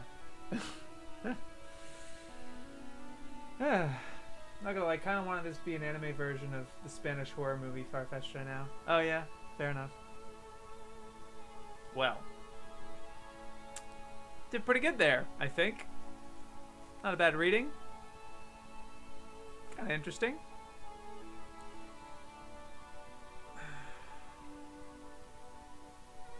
Alright. I never feel great about ending these always, but it's they gotta end sometime. Thank you guys so much for watching. It's always a pleasure seeing everyone in chat, all the familiars and stuff. We're doing pretty good progress. We're gonna be back next week on Tuesday, hopefully, to continue with R. We got 2 more of those sessions and stuff. I think we're making good progress. Take care, Shades. Hope the recording of the movie went well. It did. We went for over 3 hours, and it was midnight. But it was literally midnight by the time we had to. I was like, guys, it's midnight. I have to. And I mean, we didn't even do like a final farewell or whatever. We just like stopped recording. Night hole. Yeah. Alrighty, yeah. I gotta get out of here. Thank you guys so much for stopping by again. Yo, peace.